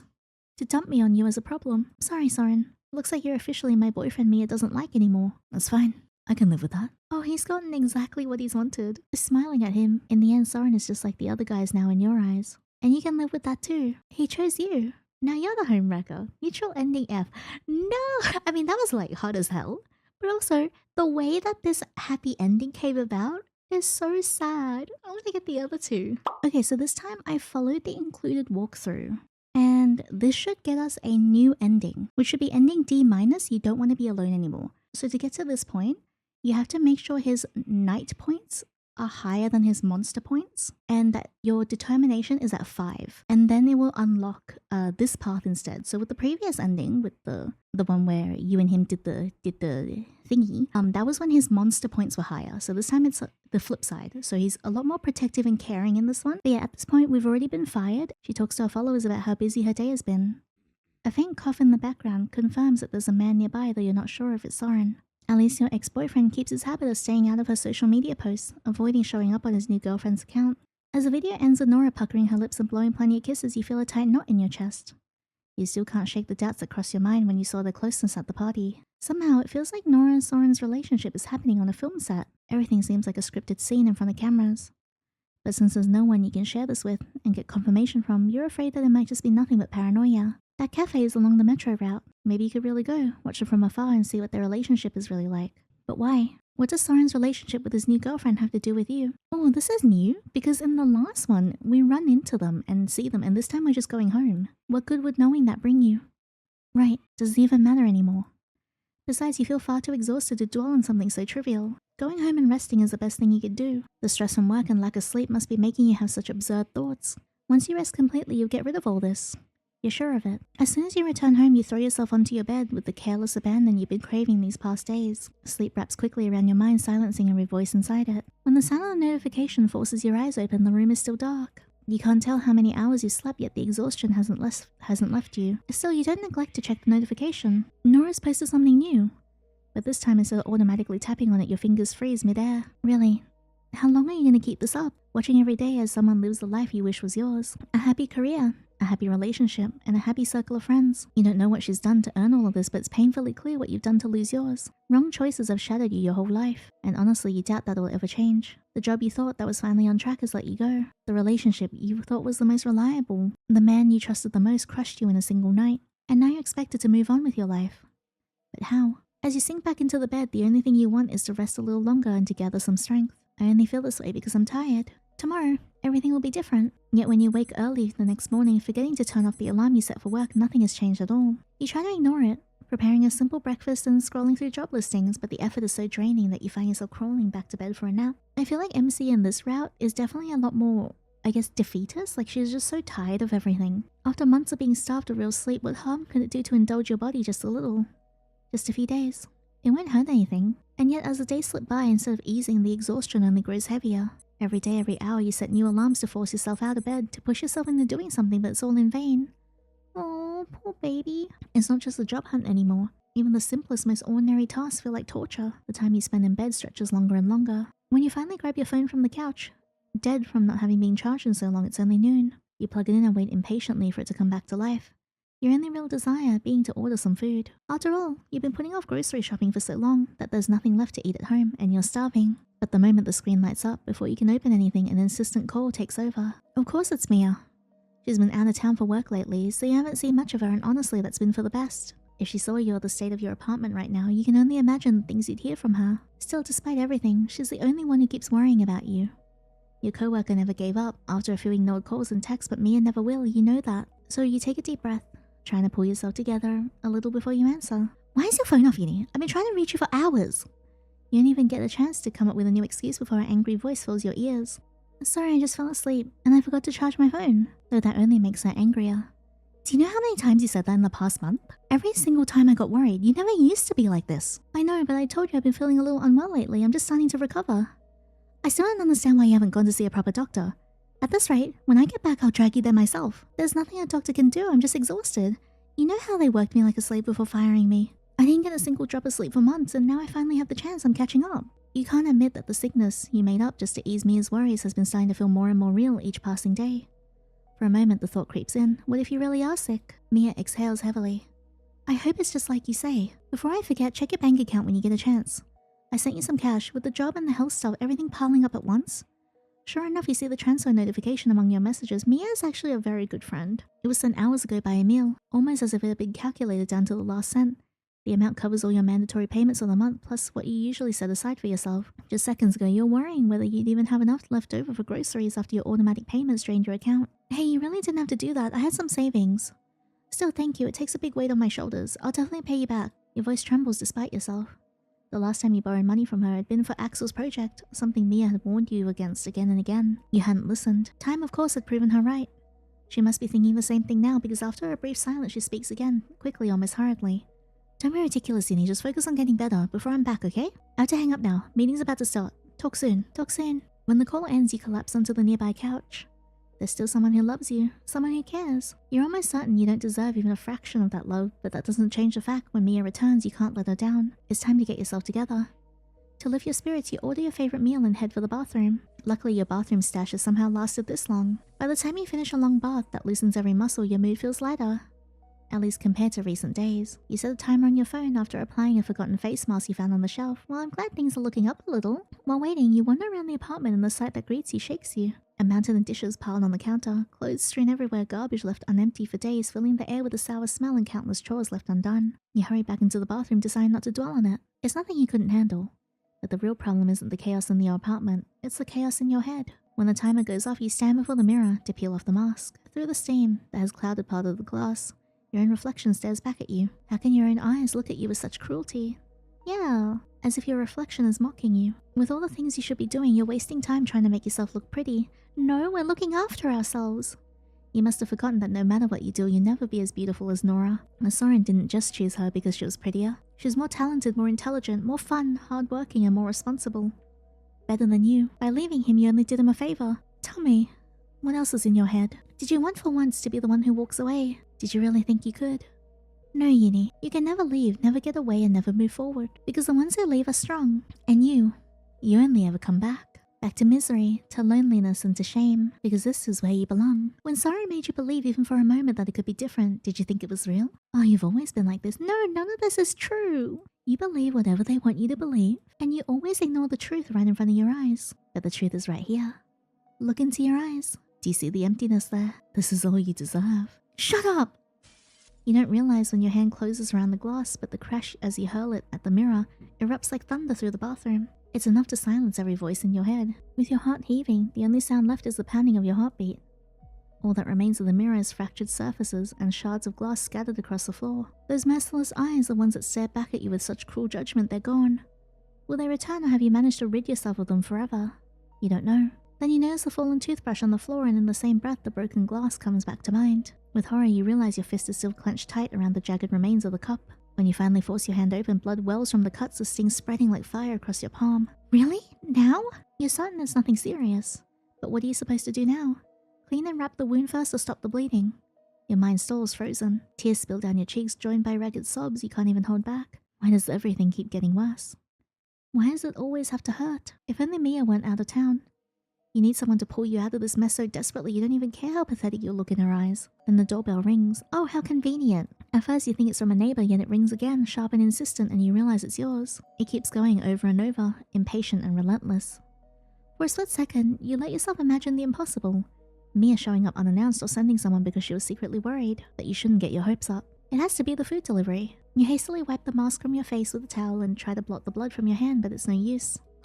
The person at the door is far too impatient, and you're far too exhausted. Besides, you're certain that as long as you keep your hand hidden behind your back, no one will even notice. Only when you open the door do you freeze. Not Mia, not anyone she sent. And not the delivery guy. It's the last person you ever expected. Hi, Soren, I missed you. Your ex. The one you haven't seen since Mia's birthday. Pretending everything is fine feels impossibly difficult in this moment, yet just as impossibly necessary. What are you doing here? The spare keys to the shed, in the garden. Yeah, that's why I came. You can't help but stare at Soren, of all people, out of breath and flustered. You never seen him like this. What keys are you talking about? He hesitates, a faint flush creeping into his face. Well, I left the jacket with you, the one where I kept the shed's spare keys. I lost the original. I need the key. The realization that all his worries over something as trivial as a key makes your shock fizzle into flat disbelief. Your hand throbs, the blood still seeping from the cuts, and the last thing you want to do is stand there explaining yourself to him. Yet slamming the door in his face isn't an option either. I shipped your jacket. With all your other things, I got the confirmation it reached you. Yeah, everything arrived without issue, but the key wasn't there. Must have fallen out without you noticing. Come in. Before you answer, Soren pushes his way inside, his impatience so startling you flinch. Wait, I'll look for it. You never even seen the key, you wouldn't know it if you did. Hey, I said stop! You try to shove him back with one hand, but it's not enough. Your other hand betrays you, slipping out from behind your back, brushing against his chest. The second you attempt to yank it away, he seizes your wrist. Your hand! Yini, what the hell happened to your hand? You aren't prepared for the sharp edge of his voice, and your throat tightens as you scramble for the right words. It's nothing. It's just a small accident. A small accident? He repeats the words, incredulous disbelief blazing in his eyes. Inside you, two feelings collide. Shame at being caught like this, and a twisted warmth at someone actually caring. Lose a bathrobe and get dressed. 2 minutes, we're going to the hospital. Soren has always been gentle, patient, and understanding. You don't fool yourself into thinking there's any other reason for this. Thanks, but I can handle it. I don't need you. I said 2 minutes, Yini. Wow, jeez. If you waste them, I'll change your clothes myself. Even if you wanted to argue, his eyes make it perfectly clear just how serious he is. Your face warms against your will as you hurry into the bedroom. From the sounds behind you, you're certain Soren hasn't waited patiently. He must have pushed the bathroom door open. And when he sees the state it's in, what if he thinks you hurt yourself on purpose? A fresh wave of shame floods through you. A sharp knock on your door snaps you back. You're still not ready. You throw on the first thing your hand lands on and step outside. The shame and tension nodding in you keeps your eyes from meeting his. Not that he seems to notice, he's too preoccupied, snatching your coat and keys from the hanger and slamming the door shut with just enough force to turn heads in the hallway. Yet Soren doesn't care about the stairs. In moments, the two of you are out of the building and sliding into his car park nearby. At the hospital, the doctor examines your hand, says you need a few stitches. While the local anesthetic is administered and the procedure carried out, Soren stands by, watching every detail intently. It's hard to read his thoughts from his severe expression, but the creases across his forehead make it impossible not to believe. He really is worried about you. He could never be the two-faced demon Mia claims, even if he did cheat with Nora. Even if he came to that party just to hurt you. When the hospital visit is over, you return home. But he didn't cheat on us. Still bad though, because he staged it to manipulate us, but still. Walking in from the outside only makes the mess of your apartment seem more unbearable. The dishes stacked high, the reek of old trash, the chaos everywhere. How could you have let yourself waste away in sleep while your home fell into this state? You must really be sick. I have this exact TV unit, it's like right behind me. It's the thing that my lizard's enclosure is resting on. Instead of leaving, Soren steps in with you. The two of you haven't exchanged a single word the entire time at the hospital. I'll just take a painkiller and lie down. You can look for your key yourself, can't you? For a moment he looks caught off guard as though he'd forgotten entirely about the key itself. Then he nods. Of course, you should rest. I bet there's no key. You don't hesitate, retreating straight into the bedroom and shutting the door behind you before collapsing into bed. You never wanted Soren to see you so pathetic, so broken. No matter how close you got to the man, you always believed there was a line that must never be crossed. Once it was crossed, you knew your allure would vanish before his eyes. Of course, Nora probably doesn't need such tricks. But you're Yini, and now you feel as though you lost Soren forever. Oh, I'm sure we haven't. When your eyes flutter open again, you realize you must have drifted off somehow. The thought of Soren springs instantly to your mind, jolting you to your feet. I think it's so easy, like looking from the outside, to just tell the MC. It's like, just be honest, just talk to him. But there's a lot of mental illness at play here. I think the writing has done a really excellent job at showing how it affects MC to the point where it's destroying the good things in her life. He's probably gone by now. After everything he did for you, you can only hope he at least even managed to find his key. You step out of the room only to be met by an entirely different scene. All the trash has vanished, the clutter picked up, the dishes stacked on the counter washed, and even your long unused oven is now releasing mouth-watering scents from something baking inside. Oh, Soren. For a moment you think you walked into the wrong apartment. But no, there's only one possible explanation for what you're seeing, and you know it well. From the sounds, it's not hard to tell he's in the bathroom. You're grateful for that. The last thing you want for him is to see the tears filling your eyes. Why is he doing this? Does he see you as some pitiful shelter animal he's taken in? Nora, on the other hand, is a real woman. That explains how he could be with both of you at once. Because you never imagined he'd do something like this purely out of lust. When the sounds from the bathroom stop, Soren soon emerges carrying a large bag. The cracked mirror is still there, and the moment you glimpse it through the bag's narrow opening, a shiver runs through you. Noticing this, Soren sets the bag down in the corner where you can't see as steps closer. Does it hurt? Do you feel anything in your hand? No, I'm fine. Did you manage to find your key? At the mention of the key, you catch that strange look in his eyes. Yes, I found it. You must be hungry. I put lasagna in the oven. Not as surprising as yours, just a classic recipe. I hope you like it. When his eyes shift away from you as he heads for the counter, you breathe a little easier. Soren, thank you. But I wish you hadn't gone to so much trouble. While setting the place, he answers you cheerfully, as if he hasn't noticed the emotion in your voice. Don't worry, I bought the lasagna from home, I already made it earlier. You know I didn't mean just that. And you know, thanks to my grandmother, I'm used to cleaning houses several times the size of yours. Though I won't deny I've grown lazy without her around. Luckily, technology makes up for that. Would you like to drink? Ginger beer? Everything feels so ordinary, so much like a pleasant evening. You hate that you're about to break it. It's getting late, isn't it? Maybe you should go home. Curious for his answer, you gather the courage to look up at him, only to see Soren checking the oven far calmer than you are. Alright, I'll take it out of the oven, then I'll leave. Even the slight edge to his tone is enough to make you regret it, and you feel the need to explain yourself. Don't take it the wrong way. I just thought that your girlfriend might be uncomfortable with you staying here so long. There's no need to worry about my girlfriend, Yini. Things didn't work out with Nora. You mean you broke up? Yes, a few weeks ago. As if that's the only thing that matters, he takes the lasagna from the oven when you freeze in astonishment. Oh, I'm sorry to hear that. I saw her at the party that day. You two look good together. It's not because of what Mia said, is it? You remember everything from that party with a pang of shame. He's holding a knife to portion out the food, but he doesn't actually do anything. He's just waiting. It isn't. If it's not private, I was curious about the reason. There isn't one. How can there not be? Didn't you also leave me without a reason, Yini? Sorry? I had to. So you didn't love me? You don't have to answer, I understand. When there's no love, there's no point in forcing it. Somehow you feel a strange courage rising in you. And you, did you love me? What do you think I'm still here for? Oh my god. I want to take him back right now and take him in other ways too. Out of pity. As silence stretches, Soren returns from the counter and you see him smiling, yet his eyes are so dark. I'm not as good a person as you think.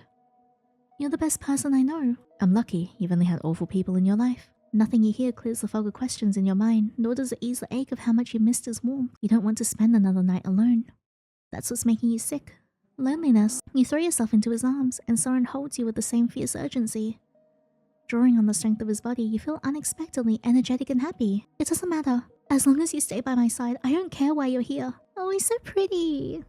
Couldn't agree more, my love. For now. What does that for now mean? That's terrifying. You don't want to be alone anymore. Neutral ending D. Oh my god. Okay, so we have one more of the new endings to get, and then I might just go back and get the original last two, just so I can recap, because I don't really remember what happened with all the other ones. Alright, so following the walkthrough for this one, this should be the final new ending with the update.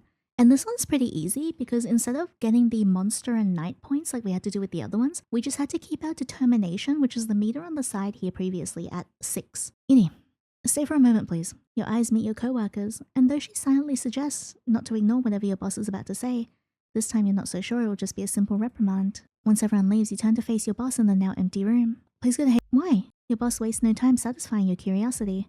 I terminated your employment contract. You thought you were prepared for anything he might say. Everything except this. No matter what, after all the effort you put in and all the mobbing you've endured, you never imagined you'd be fired so suddenly. You're foolish enough to hope that maybe because you tolerated your boss's mistakes, your own might have been overlooked to some degree. Now, you won't try to hide this mistake and your foolishness from yourself. I don't understand. Your boss avoids giving you attention with his outburst, pretending to gather items from his desk. Since he's only someone who entered the meeting with his phone, you watch his token effort intently. Finally realizing you won't leave, he gives up. There's nothing unclear. I simply cannot continue working with you. What the hell? Are you firing me just because of this call? Of course not. You know this isn't your first mistake. You cannot continue like this. You notice from his gaze that he doesn't want to spend any more time on you, which only infuriates you further. Yeah, yell at him. What mistake? The real mistake is yours in this matter. And now you're trying to pin all the blame on me. What nonsense are you talking about? As your boss raises his voice in shock, you match it. Since everyone fled the meeting room like rats, the open door allows your shouting to echo through the office and neither of you care. I'm not talking nonsense. The only one being unreasonable here is you. You forced me to endure every nonsense from the client. Every time I tried to balance the situation, you ruined everything. I had to take every absurdity into account. I lost hours of work, and it's not just me. Your boss, unsure of what to do in his anger, stands up. Are you questioning my management? How dare you? Yeah, I am, because you're doing a bad job. It's my right. Who else but me will do this? I work for you. Or rather, I worked. I feel an ounce of regret for being fired. And honestly, how far can you go for blaming others for your mistakes? Do you think I'll be the only one suffering? Look at what happened over an issue that could have been easily solved. For what? At this rate, in a few weeks, you'll surely lose that client. If you're so scared of the clients, why are you even doing this job? You pause for a moment, out of breath. The relief from finally letting everything out makes you forget your anger for a moment, but doesn't last long. You know you've gone too far. If you're not planning to take a serious step in your life, like changing your career or moving to a different place, you realize the situation could have serious consequences for you. Damn it. Your ex-boss speaks before you can, not forgetting to close the door behind him. I know I haven't managed things very well either. Yeah, you bet. Shocked by this admission, you look at him and suddenly understand that his anger is not directed at you but at himself. If I told you how little I've slept in the past month, you'd probably think I'm mocking you. Yes, there are mistakes I made. I admit that. Oh, when we started this as a startup, I never expected things to get this far. I only accepted because I was tired of corporate life and my friend's suggestions sounded good at the time, but then... And suddenly you find yourself listening to your boss's worries. Within a short time, you become aware of all the internal matters of the company. Is this appropriate? Even more than that, it's not much different from the conversations you've had with Mia. Except this time, it's not your friend in front of you, it's some boss who just fired you a moment ago. Yet for the first time, you begin to understand the reasons behind his angry, overly controlling demeanor. The responsibilities on his shoulders are of course heavier than yours, and so are the digits in his bank account.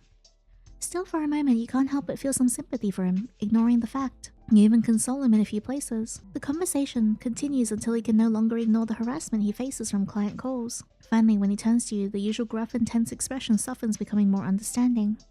What I mean is, Zinni, you can continue your work here from where you left off. As soon as the workload eases a bit, I'll bring up some structural changes. Until then, I'll do my best to manage things. However, this time your boss continues with a hesitant tone, as if he isn't the same person who just poured out all his worries. Please focus entirely on your work. Honestly, you're talented in this field. You're definitely more capable than I am, and you already have many other skills I spent years developing to succeed. Oh, that's nice. If you dedicate yourself to your work, I can guarantee you'll advance quickly. If you can manage to put your personal life more in the background, this becomes even easier. Well, hang on a second. Of course, you may have issues in your personal life, but at the end of the day, you'll see they're all trivial, temporary things. Nothing or no one is worth stressing over, especially if it harms your career. That's a very sad way of thinking. On the contrary, the more you devote yourself to your work, the more you realize how meaningless and absurd those distractions really are. Believe me, I know this from my own experience. You're caught off guard, unable to respond, because the last thing you expected was life advice about your personal matters from your boss. Truthfully, for a month now, ever since that damn party, you haven't been able to stop secretly following Soren's new girlfriend on social media through fake accounts. You feel like you need to know every moment of her life, every second. You realize just how close you are to losing your mind. Before leaving, he adds one final remark, seemingly pleased that you're taking in his words. The client is also yours, full permission from me. You can handle it as you see fit. Finally, you leave the meeting room as he did and return to your desk. Your colleague, lifting her head from a mountain of files, rushes over excitedly. Yandere, what happened? Why'd you discuss it there for so long? The future of the company? Yes. With your reluctant answer, you first manage to thoroughly bewilder your friend and make her smile. Stop teasing me, just tell me. Yet even you aren't entirely sure of the correct answer. What just happened? The boss who had fired you moments ago tried to convince you to stay. And that's not all. In all the time you'd known him, you never heard him offer praise to anyone but just now, he clearly compared your talent to his own and complimented you. He even gave you advice. At that moment, a notification on your phone catches your attention and you glance quickly at your colleague. I'll tell you everything, but not now. You can leave that file with me. Don't worry, your boss knows. Your colleague breathes a sigh of relief. Thank God. As you pick up your phone, you see a new video posted on Nora's social media. But unlike before, you don't click it immediately. You hesitate. Yes, Nora has everything you wanted but couldn't have. You see her daily posts from film sets, photo shoots, luxurious places and shopping trips, and even Soren's house. She's improving in her acting, enjoying life to the fullest, and is in a good relationship. But what are you gaining by secretly following her? Other than mistakes affecting your work, distractions, and sleepless nights. It's time for you to move on from dreams to reality and accept what's in front of you. With a sudden decision, you delete all your social media accounts. Fake or real, it doesn't matter. Everything is left in the past, including Soren. Soon after, you return to work and tackle the postponed client call. Okay, this is like kind of framing as MC moving on, but I don't think it's gonna go the way that we expect it to. Something is gonna go horribly wrong. Not only do you manage to make the client forget the last mishap, but you also persuade them to follow your preferred approach, abandoning all the ridiculous changes. Of course, the necessary extra hours are just a minor detail. Your success is loudly acknowledged by your boss in the next meeting. Despite everyone else's astonished and bewildered glances, you feel immense happiness and pride. You need new achievements. Naturally, you focus intently on new clients. Over time, and late evenings pass, and one success follows another. During one of your increasingly infrequent breaks, your colleague warns you. You're pushing yourself too hard, Yandere. I'm not pushing myself, I'm just unleashing my potential. Isn't that a good thing? No, because I don't think that's what you're really doing. In my opinion, you're running from something. When you ran into Soren at the party, you should have confronted him. When you got fired, you should have looked for a new job where you could really show your potential. You shouldn't have been so harsh on yourself. You just laugh off her advice, because your boss, someone who's truly accomplished something noteworthy in his life, soon tells you that he was right to trust you. You feel the same way. It's good you listen to his advice. Oh no. When you're working, you no longer feel the weight of those terrible emotions. Still, you can't completely deny that sometimes your late thoughts drift to what your colleague said, especially during late lonely hours at the office. I have a bad feeling about this. But soon enough, your boss fulfills his promise, promoting you with the new changes, and your increased salary and perks make you forget those memories. Of course, your work pace naturally accelerates alongside all of this. You feel your standing in the company rising as well as your reputation in your boss's eyes. Money is no longer a problem for you and neither are men, even if you have to ignore Mia's complaints about not seeing each other as often or other things you once loved. You don't regret it until one night after hours. You urgently need to reach your boss for a critical task but can't get through after several calls. Normally he would never leave your calls unanswered for this long. Oh no. Because of the urgency, you quickly leave the office late at night. It doesn't take long to reach the high security luxury complex where your boss lives. You know the address well, and you're familiar with everyone from the front desk to the security guards without needing to ask. Even at this late hour, it doesn't feel strange being here. However, just when you're heading towards his new apartment, your phone vibrates with a new call. You had to stop to answer, an employee who couldn't reach your boss. By the time you hang up, there's yet another task added to your list. Luckily, you're prepared. It should be among the files you grab when leaving the office. You quickly turn back down the hallway, planning to grab the folder from the car and return immediately. Right now, nothing matters more to you than finalizing this deal with a new client as soon as possible. Just as the elevator doors are about to close, someone manages to slip inside at the last second. Soren? You're annoyed at the seconds he's cost you by forcing the doors to reopen, but you don't say anything. Because of his sheer size, you take a step back to put some distance between you, checking a few emails on your phone without even giving him a second glance. But before long, a strange feeling stops you. Oh, that is absolutely Soren. Involuntarily, you turn your face towards the man beside you, or rather towards his hands. The gesture with which he rubs his palm over his thick glove is so familiar that it's as if a bolt of lightning strikes your mind. Could it be? Cold shivers run through your entire body from head to toe, and as if he senses it, he shifts his gaze towards you. The brim of his hat casts his eyes in shadow, making his expression impossible to read. Yet despite the mask on his face and this unfamiliar disguise, you're certain it's him. Your lips part on their own as if about to say something. Fortunately, the elevator doors open just at the right moment, sparing you from humiliating yourself. No, that is absolutely Soren. I think he's about to kill your boss. As he steps aside to let you pass, you remember the urgent task at hand once more. How could he possibly be here? I'm probably just imagining things from too much stress. And Jason is right, I really do need a proper vacation. The moment you step out of the elevator, the absurd scene slips your mind entirely. You return to your boss's apartment door in a hurry the moment you grab the file from your car. No matter how many times you ring, there's no answer. You don't find it strange when you enter the door code. Still, the increasing frequency of these moments when your boss withdraws from everyone without warning, especially from work, has been bothering you lately. Naturally, you can't suppress your irritation as you step inside and call out to him. Jason, I'm here. You weren't answering your phone, so you left me no other choice. And we have tons of work that matter far more than driving around at this hour. Only silence answers you. Jason, aren't you home? He's absolutely just killed your boss. Oh no, he's always home at this hour. Where else could he have gone? He would have told me. At the same moment, you remember that the man in the elevator had been headed in the direction of your boss's apartment. No. You hurry from the dark hallway into the spacious living room, though you don't need to go far. Something on the floor briefly catches a light in the darkness, flashing painfully in your eyes. Oh my god, there is my boss. Oh no. Then you see your boss. He's really here on the floor. You drop the files and in horror turn on the lights. For a split second, you try to convince yourself that he's only fainted. Yeah, that looks pretty bad. I don't think he's only fainted. But the chilling sight that greets you in the brightly lit room shatters all optimism. Your poor boss is lying in a small pool of blood formed by what's poured from his body. You're not even sure anymore that he's your boss. His face has taken such severe blows, his eyes, his mouth, his jaw. Nothing about it is recognizable. The old heavy golf trophy that he was always so proud of lies beside him soaked in blood. Only now do you realize that the flash that caught your eye came from a bracelet. It's that extremely expensive bracelet, the one you told him you loved during a half-joking conversation after learning he was knowledgeable about such things. With this realization, tears suddenly spill from your eyes. Jason, what happened to you? My god, if only I prioritized your boss instead of that urgent call and the file in the car. Maybe you wouldn't be finding him like this. But regret is only the beginning of what you're forced to endure. The police descended with an endless barrage of questions, each one heavier than the last, and you have no idea where it will lead. Why'd you go there on that night instead of waiting until the next day? I told you it was urgent. Was it really urgent enough to require handling in the middle of the night? Yes. So you knew the code to his apartment, why? He thought it might be necessary for situations like this and gave it to me. Are you absolutely sure there's no emotional or sexual relationship between you and your boss? How many more times are you going to repeat that question? Did he mention recently that he started treatment for erectile dysfunction? No. And you're saying you had no idea about the expensive bracelet your boss bought that day, the one found at the crime scene? Interesting. I admit I was the one who showed him the bracelet, but I didn't know he had bought it. So the only thing you know is the man who you happened to run into in the elevator, someone no one else knows about, who doesn't appear on the security cameras. Yes, I told you every detail I have about him. Except for who you think he might be. Look, it's obvious the perpetrator committed this murder in a fit of great rage. You saw the crime scene yourself. Don't you have any idea? Look, you're forgetting that she's a witness who suffered a severe shock. Despite that, she gave a statement with utmost care and attention. Conducting the investigation is not her responsibility. She is, of course, ready to return when summoned by the court. Thanks to the lawyer Mia insisted you hire, one who costs no small fortune, you managed to remain at least partially outside the scope of the investigation. After that, you're forced to face something else entirely. Jason's will is read and his ex-wife and the others learn about the company shares he left to you. At the funeral and afterward, you endure their insinuating looks that refuse to leave you alone. And as if that weren't enough, the crisis caused within the company by the sudden vacancy in his position shows no sign of being resolved easily. Yet no matter what happens, none of it shakes you deeply as your feelings about the identity of the man you saw that night. Even though you told the police everything you know about him, sharing this intuition with anyone is simply impossible. You know no one would believe you, especially when Mia, your most trusted friend, isn't on your side about this either. Soren, where did that come from, Uni? You try to steady your voice, forcing calm despite the doubts clawing at your mind. I was just curious. Have you seen him around lately? I met your circle is wide, maybe someone else has.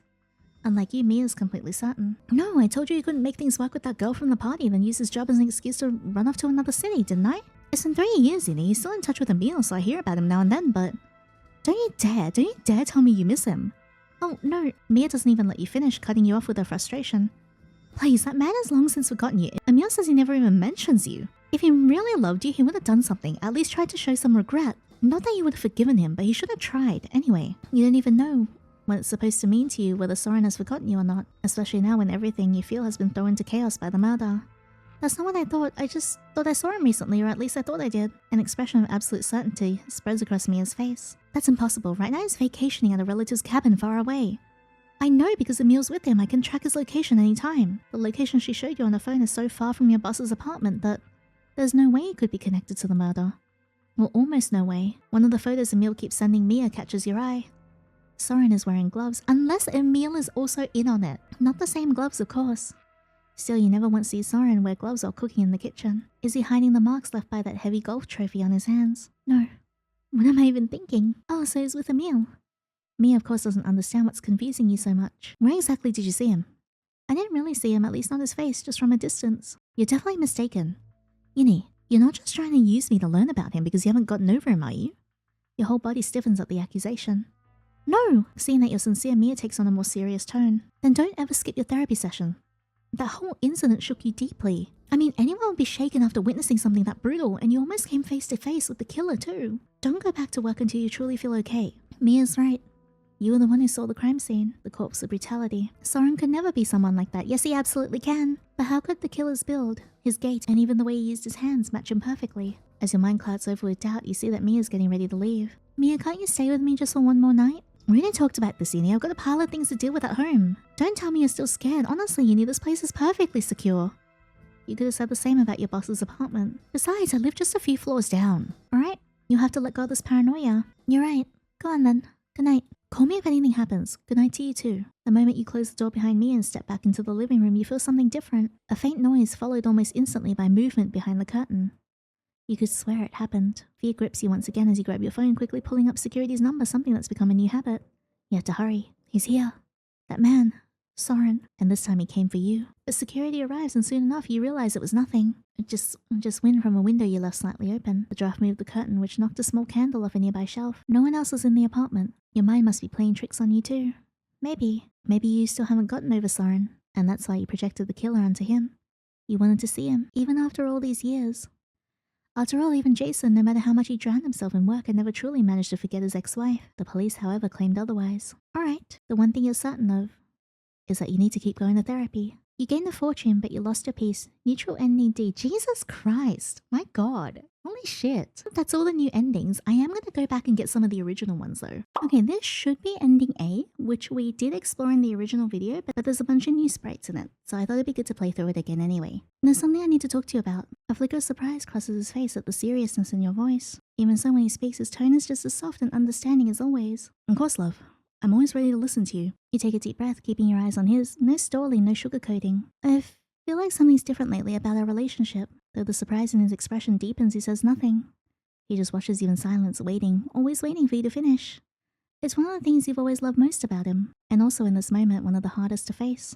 His way of truly listening, of giving weight to every word you say. But there's no turning back now. You have to follow through. This isn't easy to say, but I think we need to break up. The tension in the air is so thick, your words seem to hang in the air like smoke. His expression doesn't change, but you notice his eyes drift to his wine glass instead of staying on you.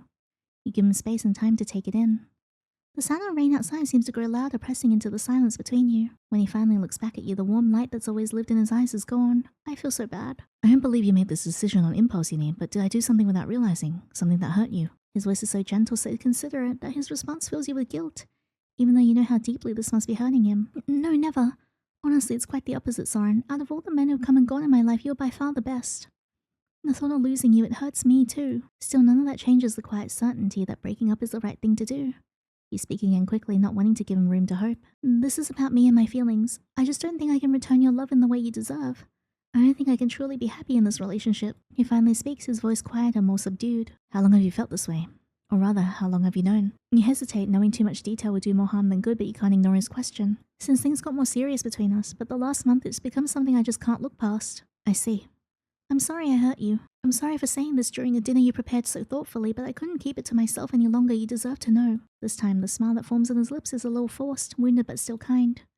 Please don't feel guilty, Uni. Of course we didn't enter this relationship expecting it to end this way, but not every relationship concludes as we hope. That's perfectly normal.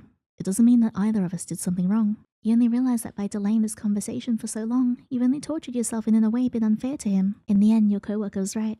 Soren accepted your decision with grace, effortlessly dismantling the baseless fears he carried for so long. He truly is different from the others. In fact, he's perfect. And if you ever managed to escape the ghost of your past, maybe, just maybe, you could have quieted the part of your heart that refused to let him in. Things between you could have been so different, so much better. I'm lucky to have met you, Soren. You don't hesitate as you reach for the hand he gently extends to you across the table. The familiar warmth flows into you, melting away all the tension that had clung to you for days. In this moment, you trust him more than ever. And I'm lucky to have you, Uni. You've always been special to me and you always will be. You catch the glow in his eyes, grow brighter, but it doesn't last long. He gently pulls his hand back and slowly rises from his chair. Well then, I think we've come to a conclusion on this unpleasant but necessary matter. How about we continue dinner when we left off as good friends? I'll bring out dessert. He's so sweet. Like, in this route, he is so sweet. Before leaving the room, he pauses at the doorway and glances back at you. Of course, if you'd rather not stay, I can call a taxi to take you home. You narrow your eyes towards the clock above the fireplace. It's gotten quite late. Oh, you're right. Time really flew. I think it's better if I head home now. Seeing you rise from the table and gather your things, he offers to call a taxi for you. Would you like me to pack some dessert for you? Creme brulee. I made plenty since it's your favorite. I doubt I can eat it all myself. That would be lovely, but please don't go through any more trouble on my behalf. It's no trouble at all. You're really making this difficult, Soren. He gives you a gentle smile before heading into the kitchen. You wait alone for the taxi, realizing he probably used the dessert as an excuse to be by himself for a moment. Even if your same friendship continues, you know things will never be quite the same again. As you absentmindedly scroll through your phone, you notice a message from your coworker. You decide not to reply, at least not now. Are you okay? You'll explain everything tomorrow anyway. Or maybe you don't really know the answer yourself. Are you okay? Shortly after the taxi arrives. Soren emerges from the kitchen holding a neatly wrapped package and walks you out. Just before stepping into the car, you glance back at him. Beneath the umbrella he's holding for you both, his face is partly obscured by shadows and you can't quite see his eyes. Maybe that's why even his usually comforting smile feels distant tonight. Good night, Uni. Good night, Soren. You slip into the taxi without delay, and soon you're leaving him and his home behind. Despite everything, a quiet sense of peace settles in your chest. You stay true to your decision. After a month, did you make the changes I asked before we sent it to the client? You're trying to stay calm despite your boss's usual irritating tone. Yes. All of them? Yes. Did you double check? Yes. Are you sure? Yes. Then why have they been calling me non-stop since the beginning of the meeting? Your boss's voice starts composed and ends in a shout, casting sudden silence over the entire office. Why don't you answer the phone and ask them? Your unexpected reply draws stunned looks from your coworkers. Your boss's face flushes bright red with rage just as the phone rings again. He answers and puts the call on speaker. A familiar dreaded voice fills the room. It's a client who has made your life hell lately. Hello, Mr. Miles. Sorry for the delay. I was in a meeting. Is there an issue with the proposal we sent? Your boss's tone is now softer than a purring kitten after a warm meal. No, quite the opposite. I just wanted to say how pleased I am with everything. The changes you made, though you didn't inform me in advance, turned out to be very appropriate and necessary. Thank you. Your boss's face goes blank with confusion. You, on the other hand, shoot a smug "I told you so" glance around the room. I'm glad to hear that. Unless there's anything else, I need to take care of something urgent. Of course, have a great day. Your boss swallows hard after a few times, clearly lost for words, before deciding to pretend nothing happened. He takes a sip of his coffee only to grimace. Oh, cold. Anyway, let's not drag meetings out like this again. That's all for now. As the meeting ends and your colleagues start filing out, you rise to leave, but your boss's voice stops you. Uni, could you stay a minute? You ignore the meaningful look your coworker throws your way and comply. Once everyone else is gone, your boss turns to you with a surprisingly softer expression. That was good work. How would you feel about grabbing dinner sometime? Wow, that's a bit forward. You pause a little too long, thrown off by the absurdity of the meeting, and now it's delaying your work even more. Is this a surprise business dinner? Oh no. So we're not meeting a client? No, yes. No client. Then I'll go ahead and just book the usual table for the team? Your boss's face immediately returns to its usual strictness. For God's sake, Uni, no client, no team. Just talk about dinner, just the two of us. Oh, now I get it. Thank God. So how about tonight? No. Your boss is momentarily stunned by your swift and definite response, but continues. And how about Sunday evening? Thank you for the offer, but what I meant was that I don't want to have dinner with you neither tonight nor on Saturday. Oh, for the first time you witnessed your boss blushing from something other than anger. It was just meant as an apology. I mean, I had no other... I'm sure, but if you really want to apologize, please do it in front of everyone at the next meeting. Just like when you scolded me a moment ago, unless there's something else. No, of course, you're free to go. Leaving your thoroughly embarrassed and confused boss behind. In the meeting room, you return to your desk where your coworker immediately pounces on you with excitement. What do you say? Tell me now or I'll die of curiosity. I'll never forget the look on his face when the client thanked him over the phone. I wish I'd taken a photo. Wait, did he actually apologize to you? As you sit down and toss the files onto your desk, you mutter, worse, he asked me out to dinner. Just then your coworker, who was raising her mug to her lips, spits out a sip. What? Calm down, you choke. Under the strange looks of a few people passing in front of your desk, you help her clean herself in the desk with a napkin. Ignoring the coffee stain on her shirt, she immediately turns back to you. Oh shit, I never thought he was the type. Seemed like a true workaholic who didn't care about anything except the clients. But look at that, you even found out about your breakup with Soren, so what'd you say to him? Your hand hesitates briefly from wiping the table at the mention of Soren's name, but you're certain your coworker didn't notice. Of course I turned him down. Oh really? You did the right thing. Still, you know, for someone so angry and annoying, he does have a bit of charm and he's rich. If you had gone to dinner, we'd have enough gossip material to last until our next promotion. It would have been fun to see his flirting skills. If I were in your place, I don't think I would have said no. Maybe the you from a year ago before you met Soren wouldn't have said no to that invitation either. There was something deeply alluring for you about getting an offer like that from a man who was always angry, difficult, and irritating. But now, even while reviewing the new job applications every evening, you don't even think of your boss. You're still thinking about Soren, aren't you? You abandon your efforts to clean an invisible stain on the desk and let yourself drop into the chair as your coworker continues. You didn't expect him to accept the breakup so easily. You thought he'd resist, try to convince you that you still love him, just like the other men in your life did. The only difference is that they didn't really mean it when they tried. Did he contact you after the dinner? Any call or message? No, I guess it's for the best. Before the silence has a chance to stretch further, your coworker quickly jumps in again. You're right, did you see the last email from the boss? The same old nonsense, but there's this one thing. Even the relief of having the most of your work done by the end of the shift doesn't lift the strange hollowness inside you. After saying goodbye to your coworker and leaving the office, instead of heading straight for the metro, you start walking down the street. Something in your life feels off. Before breaking up with Soren, you thought it was your relationship. Now, you're not sure what it is. You move aimlessly through the crowded street, drifting like part of the current. You consider calling him. Even though he never tried to contact you after that night, makes you think the breakup was the right decision for him too. Maybe this time you could be the one to make the first move. After all, since things didn't end badly, calling him just as a friend wouldn't be so strange. Just then your eyes catch a tall man in a black hoodie in the crowd. Hi, Soren. For a moment you almost think it's him, but you're certain he wouldn't be here, at this time dressed like that. Still, something in you insists that the man who disappeared so quickly was Soren. Your silly thought is interrupted by your phone vibrating in your pocket. You check it, and see a message confirming that the job interview you faked being sick to attend last week was successful. Oh, yay! A good position and a good company with good pay. Finally! Your joyful outburst draws a few stares from passerbys, but you couldn't care less. You feel like you're on cloud 9. Now you can finally focus on your career, instead of men. The thing that's been making you feel wrong lately must have been this awful old job in your uncertain career. Your new job is going to be so good for you. Right? A fresh start is waiting for you, but are you really sure? Neutral ending A. I still wanted to end up with Soren though. This is the final ending. So to get to this ending, it was the same as the last one, except you just change one of the initial choices to one of the negative ones to lower your determination. Maybe I was just in a good mood. Either way, I don't think I'll be going out to dinner with anyone anytime soon. You know I can't leave Soren alone after that car crash, so for a while, hearing this, your coworker also turns serious and drops the flirting topic. Right, how's he doing? Physically, pretty good. The arm in the cast limits movement, of course. When we walk his dog every day, I have to hold the leash or that little devil will immediately pick a fight with someone. Psychologically? Yes? You pause for a moment, sighing involuntarily. To be honest, I have no idea. He seems happy, as always, but the more I think about the timing of the accident, the worse I feel. Your coworker gently places a hand on your shoulder. But how could that be your fault?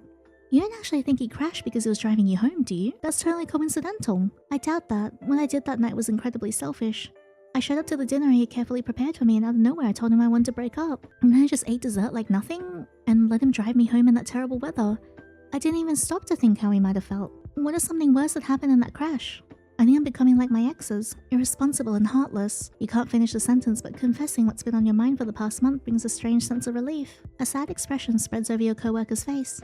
You know, you're nothing like them. You're being too hard on yourself. Right now, what Soren needs is someone by his side, and you're doing exactly that. Honestly, I bet you didn't even think about him this much when you were still together. He must be surprised too. In the silence that follows, the background clatter of keyboards and phone rings in the office drift to your ears. You realize your attachment to Soren has deepened since the accident, whether it's from the guilt or fear of losing him. The fact that it happened right after the breakup terrifies you, but for now you decide not to dwell on it. You might be right. Anyway, I need to wrap up and head out. I can't waste the time I got off from the boss. Your coworker reels from the second shock of the day. That man definitely has a thing for women who piss him off. You leave your coworker alone with her brilliant observations and return to your work. After a while, you say goodbye to her and step outside with the well-earned pride of being the first to leave the office. Soren's car is waiting for you in the company parking lot. Due to his arm being in the car, so you've been driving for him, and now you're rushing to pick him up from his doctor's appointment without delay. Still, thanks to traffic, you don't manage to arrive before his appointment ends. Hi, Soren. As soon as Soren sees you in front of the hospital, he smiles. You really didn't need to come. I was gonna take a taxi anyway. No way, I can't allow that as your personal chauffeur. How'd the checkup go? It went well, but they said we need to wait a few more weeks before removing the cast. Though his smile remains, you can detect a hint of unease in his eyes. I understand you're trying to help and I'll always be grateful. Still, if you're getting tired, I can ask another friend. You've already done so much for me. Have you really done enough? Logic tells you to say yes, to say goodbye to him and go back to your home. To stop living in the guest room of your ex-boyfriend's house, but your heart says it's too soon. You can wait a little longer at least until he's fully recovered. With mock seriousness, you frown. Don't be ridiculous, Soren. You'll never find another driver as good as me. And the dog walker and the chef? Your joke seems to dispel the shadows in his eyes. His voice now sounds lighter, more relaxed. I'm not so sure about the last one. When we eat out today? I heard there's a nice restaurant nearby. Doubt it's as delicious as my lasagna. You mean your burnt lasagna? Not burnt, extra crispy. Now get in the car before I change my mind and drive us straight home. You're a bad girlfriend, but now you're a good friend. Neutral ending C. And that's all the endings. Well, that's all the endings so far, but let's explore a couple of other things, because there is a continuation path, and there's also 2 scenes I want to check out before we wrap up. So the game is still unfinished at the moment, but they are actively working on the route, which concerns the player, as in you, discovering the meat in Soren's fridge, which I'm very, very certain is just human. So I think the continuation branch of that is when, instead of trying to break up with him or anything like that, you click wait, and then you end up here. You realize how late it's gotten. Both the meal and the hour only when Soren rises from the table to bring dessert. At the start of this evening, you plan to end things between you for good. But now here you are, seated across from him, having finished an ordinary dinner like any other night. After washing the grease from your face and rinsing your mouth in the bathroom, you return to the dining table before Soren does. Check your phone. Yeah, and when you check your phone, it says to be continued. So I think the next update is going to continue that particular route, which I'm very, very excited for. But I did just want to show you guys that, just so we know that there's more in the future. However, before we wrap up the video, I do want to show you guys what happens when we text Lars, and also when we hang out with Princess when we get to Soren's house and look through Soren's photo album. So we'll have a look at those too. Text Lars. It's been a while. Hope you're doing well. Sorry if I'm bothering you, just want to know if you're coming to the party tomorrow. Finally, you overcome your hesitation, let your fingers tap against the keyboard. Hi Lars, yeah, it really has been a while. I haven't decided about the party yet. Truthfully, since you highly doubt you find anything decent to wear by tomorrow, you'll probably end up using your breakup as an excuse to skip your friend's birthday party altogether. Either way, there's no need for Lars to know all that. Your thumb hovers over send, and just as you're about to slide the phone to your pocket, another vibration pulses against your palm. Understand. I also realized my question must have sounded stupid. I just figured you'd be coming with your boyfriend. And if you two were going to be there, I was thinking of skipping it. Now I'm just as undecided as you are. There's something about Lars's messages so different from the careless, confident attitude you remember that leaves you momentarily unsure of how to interpret them. What you do understand is that he seems less interested in whether you're attending the party and more concerned about whether your boyfriend will be there. But why? A strange unease stirs inside you as you realize that beyond you, Soren and Lars have absolutely nothing in common. Should you ask him about it? Or should you end the conversation here and focus on the last evening you spent with Soren? Ask him. The gnawing pull of curiosity quickly overwhelms your hesitation, feeding your unease. Thankfully, tonight Lars seems to have abandoned all his old habits and he doesn't avoid giving you a clear, direct answer. So whether you go to the party depends on us. Yes, or rather I'm obviously not lumping you in with him. I just don't want to run into your boyfriend and end up ruining the night for both of us. A thought you never would have considered. Something that had never even crossed your mind suddenly surfaces. This time, even though you see that Lars is online, he doesn't reply right away. Did something happen between you and Soren behind my back? That's really interesting because I remember when you check Soren's phone, there is a suspicious text conversation, so we'll go and look at that as well. Well, you'd be better off asking him that. It's not my place to interfere in your relationship. It's just thinking back to the past. I wish things had turned out differently. Though you knew Lars was never the kind to apologize to anyone, his final messages somehow feel like an apology. I admit you still miss him. Everything you once lived with him, the memories, the regrets, the endless what-ifs, comes rushing back to life in your mind. There's a bond between you and Lars, one so passionate, thrilling, and complicated that you could never truly deny it. No matter what you did, it was a connection you could never fully break. Me too. Shit. The moment you hit send, the weight of what you've done crashes over you. You realize with a sinking feeling how foolish you must seem, and deep regret grips you. It's already too late. You see that Lars has read your message. Without waiting for any response, you shut off your phone in shame and shove it deep into your pocket, leaning your forehead against the car window as you struggle to steady your breathing. And yet, are you completely sorry for what you've done? That's a question you can't answer so easily. Alright, we get to Soren's. Let's go peep at his phone. Because we've seen all of this stuff, we can't kiss him if you text Lars, which is so sad. We'll hug him instead. In this moment, everything feels so ordinary and like one of your many quiet, pleasant evenings together that you find yourself instinctively wrapping your arms around his waist. He's so cute. Soren pulls you gently into him, resting your head lightly against his chest as he murmurs, "I hope you didn't get too cold. You're not dressed for the weather. Oh, I forgot to check the forecast." You think, not for the first time, that in moments like this, he sounds more like a concerned parent than a boyfriend. Still, you don't exactly mind it. Right now, this kind of tender attention is exactly what you need to ease your nerves. Even if considering the reason for your nerves is that you're planning to break up with him, this gesture feels more than a little unfair. Luckily, before guilt can really take hold, Soren decides you warmed up enough and gently lets go of you. Alright, let's go to the kitchen. And instead of asking Soren about the meat, this time we won't ask him. You've known since the beginning that he has been interested in cooking ever since he was a child. So you're sure those knives serve a real purpose. Instead of wasting them with meaningless questions, you start gathering them up only to realize just how sharp they still are, despite their age the moment your hand brushes against one. As the cut on your hand starts bleeding quickly, a gasp of pain escapes your lips. He immediately sets the pan down and rushes over to you. "Are you okay, love? What happened? Let me see." "I was just trying to clean up the knives, but I cut myself." You wince from the sharp stinging as you show him the wound. "Luckily, it's not too deep. I'll grab the first aid kit right away. Please just sit here and wait for me, darling." You sit on the chair he pulls out and rest your head on the table, consumed by pain and frustration. While waiting for him to return, your mind drifts to strange thoughts. Maybe this is karma. Maybe karma won't even let you enjoy the meal your soon-to-be ex-boyfriend has cooked. It's when you notice a faint vibration on the table. Lifting your head, you see Soren's phone buzzing rapidly beneath the snack wrapper. You still remember the password he entered next to you months ago. Maybe he hasn't changed it. Snoop through Soren's phone. For someone like you, who's been cheated on more than once in past relationships and found out each time by snooping through a boyfriend's phone, this move is almost instinctual. Maybe you'll find a clue that'll make it easier to break up. No matter how devoted Soren seems, you know better than anyone that no man is ever quite like what he appears to be.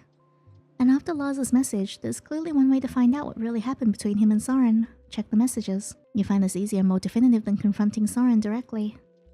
As you enter the passcode on the lock screen, the menu opens, surprising and relieving you at the same time. You still haven't heard any footsteps from the hallway, so you still have time, but the cut on your hand is slowing you down. That means you'll only be able to check one thing before risking being caught. Let's check his messages. We'll check his messages and then his photos. Check his messages. Since checking messages is almost the most basic and secure method, you quickly go there. It doesn't take long to realize the most recent message is work-related. You skip it and start scanning through his latest conversations, and just as his boring chats begin to weigh down your patience, one message suddenly jolts you. It's from Lars, sent a month ago. All prior messages have been deleted. So, does she know what you did? That's so interesting. I remember seeing this in the original demo and I really want to know what's happened. Soren left the question unanswered, so it's up to you to figure out what Lars meant. The message from Lars in the car are beginning to feel like a warning. But what does Lars know about Soren that you don't? And what could Soren have done? Even though you're planning to break up with him, you can't deny that he's always been the most trustworthy, loyal, understanding and kind man you've known. Or at least that's how he's always appeared to you. But after seeing the message Lars sent to him, you're no longer so sure. You can't completely see him the same way anymore. Before the night ends, maybe you should send Lars another message to find out what really happened. It's not like this will change anything. You were gonna break up with Soren anyway. Just then the sound of his approaching footsteps becomes audible, prompting you to immediately put the phone back in its place. Alright, there's no option to text Lars just yet. I think that's probably when you continue the route in the next update. But I'll come back here and check his photos. Knowing that most men tend to forget to delete photos that are automatically stored, you make your move here instead. However, contrary to what you expected, Soren's photo library is filled with pictures of you. There are so many, in fact, that you can't even remember when most of them were taken. What's more, unlike the photos stored on your ex-boyfriend's phones, especially Lars, these aren't nude or provocative shots of you in your underwear. At first glance, you spot a few poorly taken photos that you want to delete immediately, but you refrain from doing so. It's likely that he will do that for you at the end of the night. Yet among them is one, apparently taken during a video call, where you're wearing a pink striped grey hoodie you love but lost during your move, your hair in a messy home bun. You look careless yet somehow perfect in a way you could never intentionally capture. The fact that this photo will be deleted at the end of the night is enough to make you feel a bit sentimental for a moment. Alright, and then he comes back. Well, I'm gonna check out the last two things, which is look at his family photos, and also look at the dog. Your eyes catch on the family photos scattered across many corners of the room. You've often heard Soren talk about his happy childhood, unlike yours. You get up from the couch and approach a console, picking up one of the framed pictures on top. It's an old childhood photo of Soren, and you're not surprised to see him posing with the same quiet, composed demeanor he has now. The young woman hugging him beams at the camera radiantly and beautifully, and effortlessly charming despite her simple dress. You recognize her as his mother, who passed away from illness when he was very young. Behind them are his warm-looking grandmother, and in contrast, a large, stern-faced grandfather, more serious than the others in the photo, but somehow still trustworthy, and clearly the one that Soren mostly resembles. After losing his parents early in life, Soren had been raised in the house by his grandparents, and he had always spoken of them with love. Though they're no longer alive, the love they gave him still lives on within him. Moments like this make it hard not to envy him for growing up in a warm, loving, and secure home. Even though both your parents are still alive, that hasn't made a difference. You've always felt far removed from their affection. As you continue looking at the framed photos, something catches your attention. There isn't a single photo of Soren's father, who you know died in an accident before he was born. In fact, you can't remember whether he has ever said anything about him. You're surprised at your sudden interest in the family of a boyfriend you're planning to break up with, yet a curiosity stirs within you. Check the photo album. You easily find the family album Soren has shown you a few times sitting next to heavy encyclopedias in one of the wooden cabinets. Your own family never had good memories to fill such thick albums, so these held a special place for you. Maybe you'll come across a photo of his father in one of them.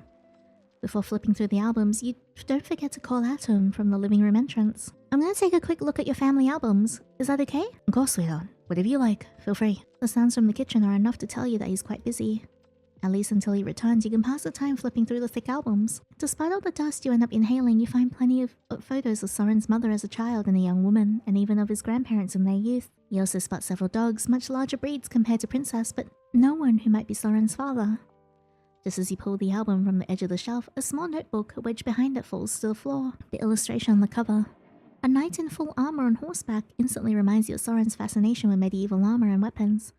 And you wonder if this might be an old journal of his. Look inside the notebook. Oh my god. Because yeah, if you don't look, you just end up going to dinner, so we'll look inside. You set aside the photo album, eagerly flip through the notebook's pages, only to be disappointed when you realize most of it is filled with handwritten recipes. Definitely not a vegan's. Each dish features meat. Considering his grandfather was a butcher, you can't exactly blame him.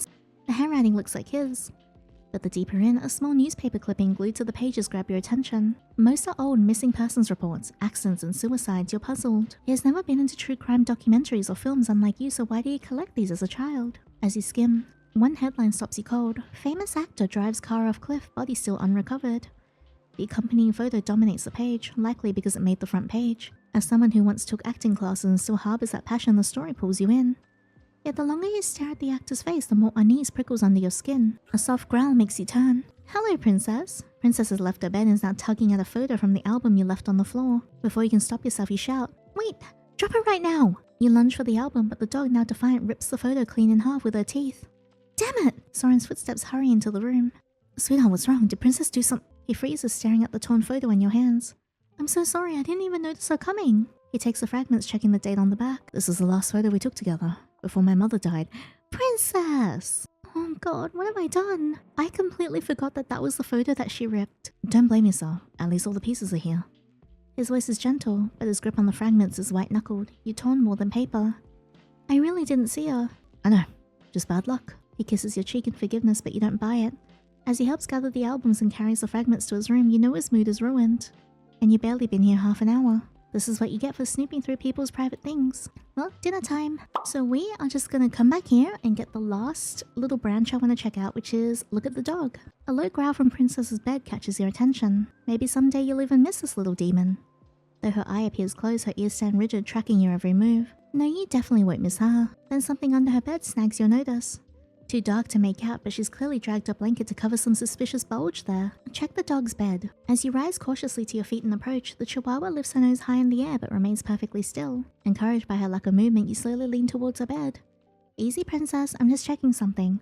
And I swear, even if you stole one of his used boxes, I won't make a fuss. The princess bares her teeth at your absurd muttering. She doesn't lunge. Maintaining your calm, you reach around to the other side of the tiny bed and slip your hand beneath it, quickly pulling out whatever soft thing your fingers brush against. To be honest, Princess's secret treasure isn't quite worthy of the mystery, just a small, tattered, cheap plush toy far past its prime. It's cute. I used to have a dog that looked very similar. She probably snuck it back without Soren's knowledge after it had been set aside to be thrown out. Yet the moment you see the toy, a strange, familiar feeling creeps over you.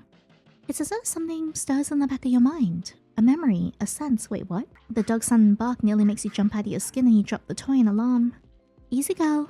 Easy. Calm down. But it doesn't take long to realize you're already too late. In an instant, the once motionless dog turns feral and clamps down on your leg with shocking speed. Ow! With a surge of pain, you shake her off roughly and collapse on the couch just as you hear your boyfriend's panicked footsteps approaching. Baby, what happened? Are you okay? She bit me. When you glance towards the bed to point at the culprit, she's already vanished. Naturally, with the toy in tow. That little possessive devil. Oh my god, I'm so sorry. He rushes to your side and kneels in front of you, eyes wide with concern. Where'd she bite you? Is it bleeding? You rub your leg and now that the shock is wearing off, you feel a milder ache. I don't think it's too bad, but it hurt. We need to take a look at it and disinfect it. As he reaches towards your leg to help you pull down the long stocking beneath your skirt, you feel your cheeks flush with heat. Not just from the physical closeness, but from the same old dread, the sudden vulnerability of exposing your body even just for a moment. Even though he has seen you naked countless times, it doesn't erase the shame. The scars that had once marked you as evidence of your pain may have faded over time, but the ones in your mind remain untouched. Your only solace is that Axel, the one who gifted you that trauma, never reappeared after your breakup. He's gone from your life. Unlike you, Soren is focused entirely on the bite mark on your leg. Thankfully, it's not too deep. I'll go grab the first aid kit right away. I wonder if Soren has killed Axel already. Watching him rush off stirs something strange in you. He genuinely cares. There's someone in your life who truly cares. And even though that would disappear the moment you share the news of your breakup, the thought brings you a brief sense of warmth. When he returns with the first aid kit, the small wound, the one you would normally ignore, gets cleaned and dressed with utmost care. Does it still hurt, darling? Not really. I'm feeling better. This is my fault. I should have been more careful. I shouldn't have left you two alone. No, sorry, really, it's fine. I guess I might have provoked her a little. He lifts his head, eyebrows raised, leaning closer into your face. Ow. Oh, well, it's kind of silly. I just noticed something under her bed and got curious. Turns out to be just a toy. Well, apparently a very beloved one, because the moment she saw it in my hand, she lunged. When he continues staring at you with utmost seriousness, saying nothing, you can't help yourself.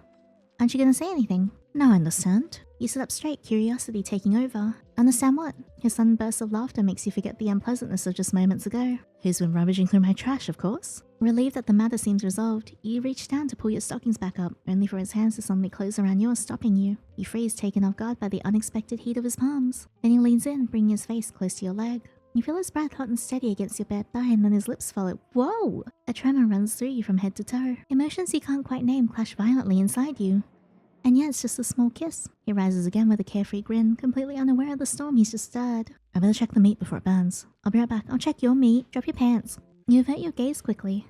Right. You already know with absolute certainty that tonight's gonna be difficult. Alright, and this just leads you straight to the continuation route. Alright, and if you pick the other option, which says you couldn't have known, she's never done that before. He says, but what if she had actually hurt you? You know you have to stop him. You're in the next room anyway, and I hope you don't actually think I couldn't handle her. He doesn't look too convinced. He studies you as if weighing your words. Not entirely sure. You give him a playful punch on the shoulder and smile. But then just for a moment his gaze grows serious again. I really need to get Princess into some proper training. I can't put it off any longer. Relieved that the matter seems resolved, you reach down to pull your stocking back up, only for his hands to suddenly close around yours, stopping you. And then we get back to him, kissing our leg. And that is all of the new endings and the original 2, plus a couple of little extra choices I wanted to check out. So we've gotten neutral ending A, neutral ending C, D, D-, and F, which is the spicy one. But that is my full playthrough of the latest updated demo of How to Break Up with Your Yandere Boyfriend. I hope you guys like that. I adore this game very, very much. I think Soren is an incredibly interesting character, and I think the MC as well is a very interesting character too. The MC, the writers did an excellent job portraying someone with mental illness and to a certain extent unreliable narration, because the MC is clearly dealing with, you know, trauma and mental health problems that affect their everyday life and also the positive things in their relationships. And often that is something that you can see resurfacing in people who have experienced a lot of trauma in their life. I guess speaking from my personal perspective, you know, I'm not a psychologist or anything, but personally for me, it's when you are so used to something that is bad. When you get something good in your life, you spend a lot of the time waiting for the other shoe to drop. So despite everything being really good, you're constantly waiting. You're thinking that something is going wrong, something is going to happen. This is too good to be true. And because you've been so conditioned into being used to negative situations and being constantly put down and having your self-confidence completely lashed and, you know, cut into pieces, a very common thing some people can experience is thinking that they don't deserve things. So when that happens, there's a couple of things that people can usually do. Personally, for me in the past, I would completely retreat and hide. I would just stop talking. And in a more extreme case, you actively sabotage something good that is in your life because you are so used to the negative. Being back in that familiarity, despite it being negative, is still a lot more comforting in this current stage of trauma where you are dreading something going wrong because that constant anxiety is very tiring and takes a lot out of you. I can imagine that that is something that MC is going through, so I empathize quite heavily with her. I think it's really, really sad seeing her destroy something so good in her life because you can see that after she breaks up with Soren, she does miss Soren. Whether it's for the right reasons or the wrong reasons, we'll have to play a little bit more to find out. And also, it does get a little bit complicated because Soren is actively manipulating MC's reaction in order to get her back into his life. But from what we've gathered and from what MC has told us in the current demo, it is an active form of sabotage that I think is really sad because you can see that she has a very low opinion of herself. I'm genuinely hoping though, if there is a hope of a happy ending in which Soren, doesn't go full Yandere, there is a way for him to support MC as she gently works through her trauma and gets to a place where she realizes that she deserves the love and care, so she's comfortable in letting him in. However, Soren's behavior makes me very wary that that might not be something that's able to happen because despite his very, very perfect facade, he's a wonderful boyfriend, he's kind, he's caring, he's good looking, he's attentive, he's, proactive in making you happy. Like, all of these are things that are textbook when someone wants a partner in life, right? They want someone dependable and someone sweet and someone caring.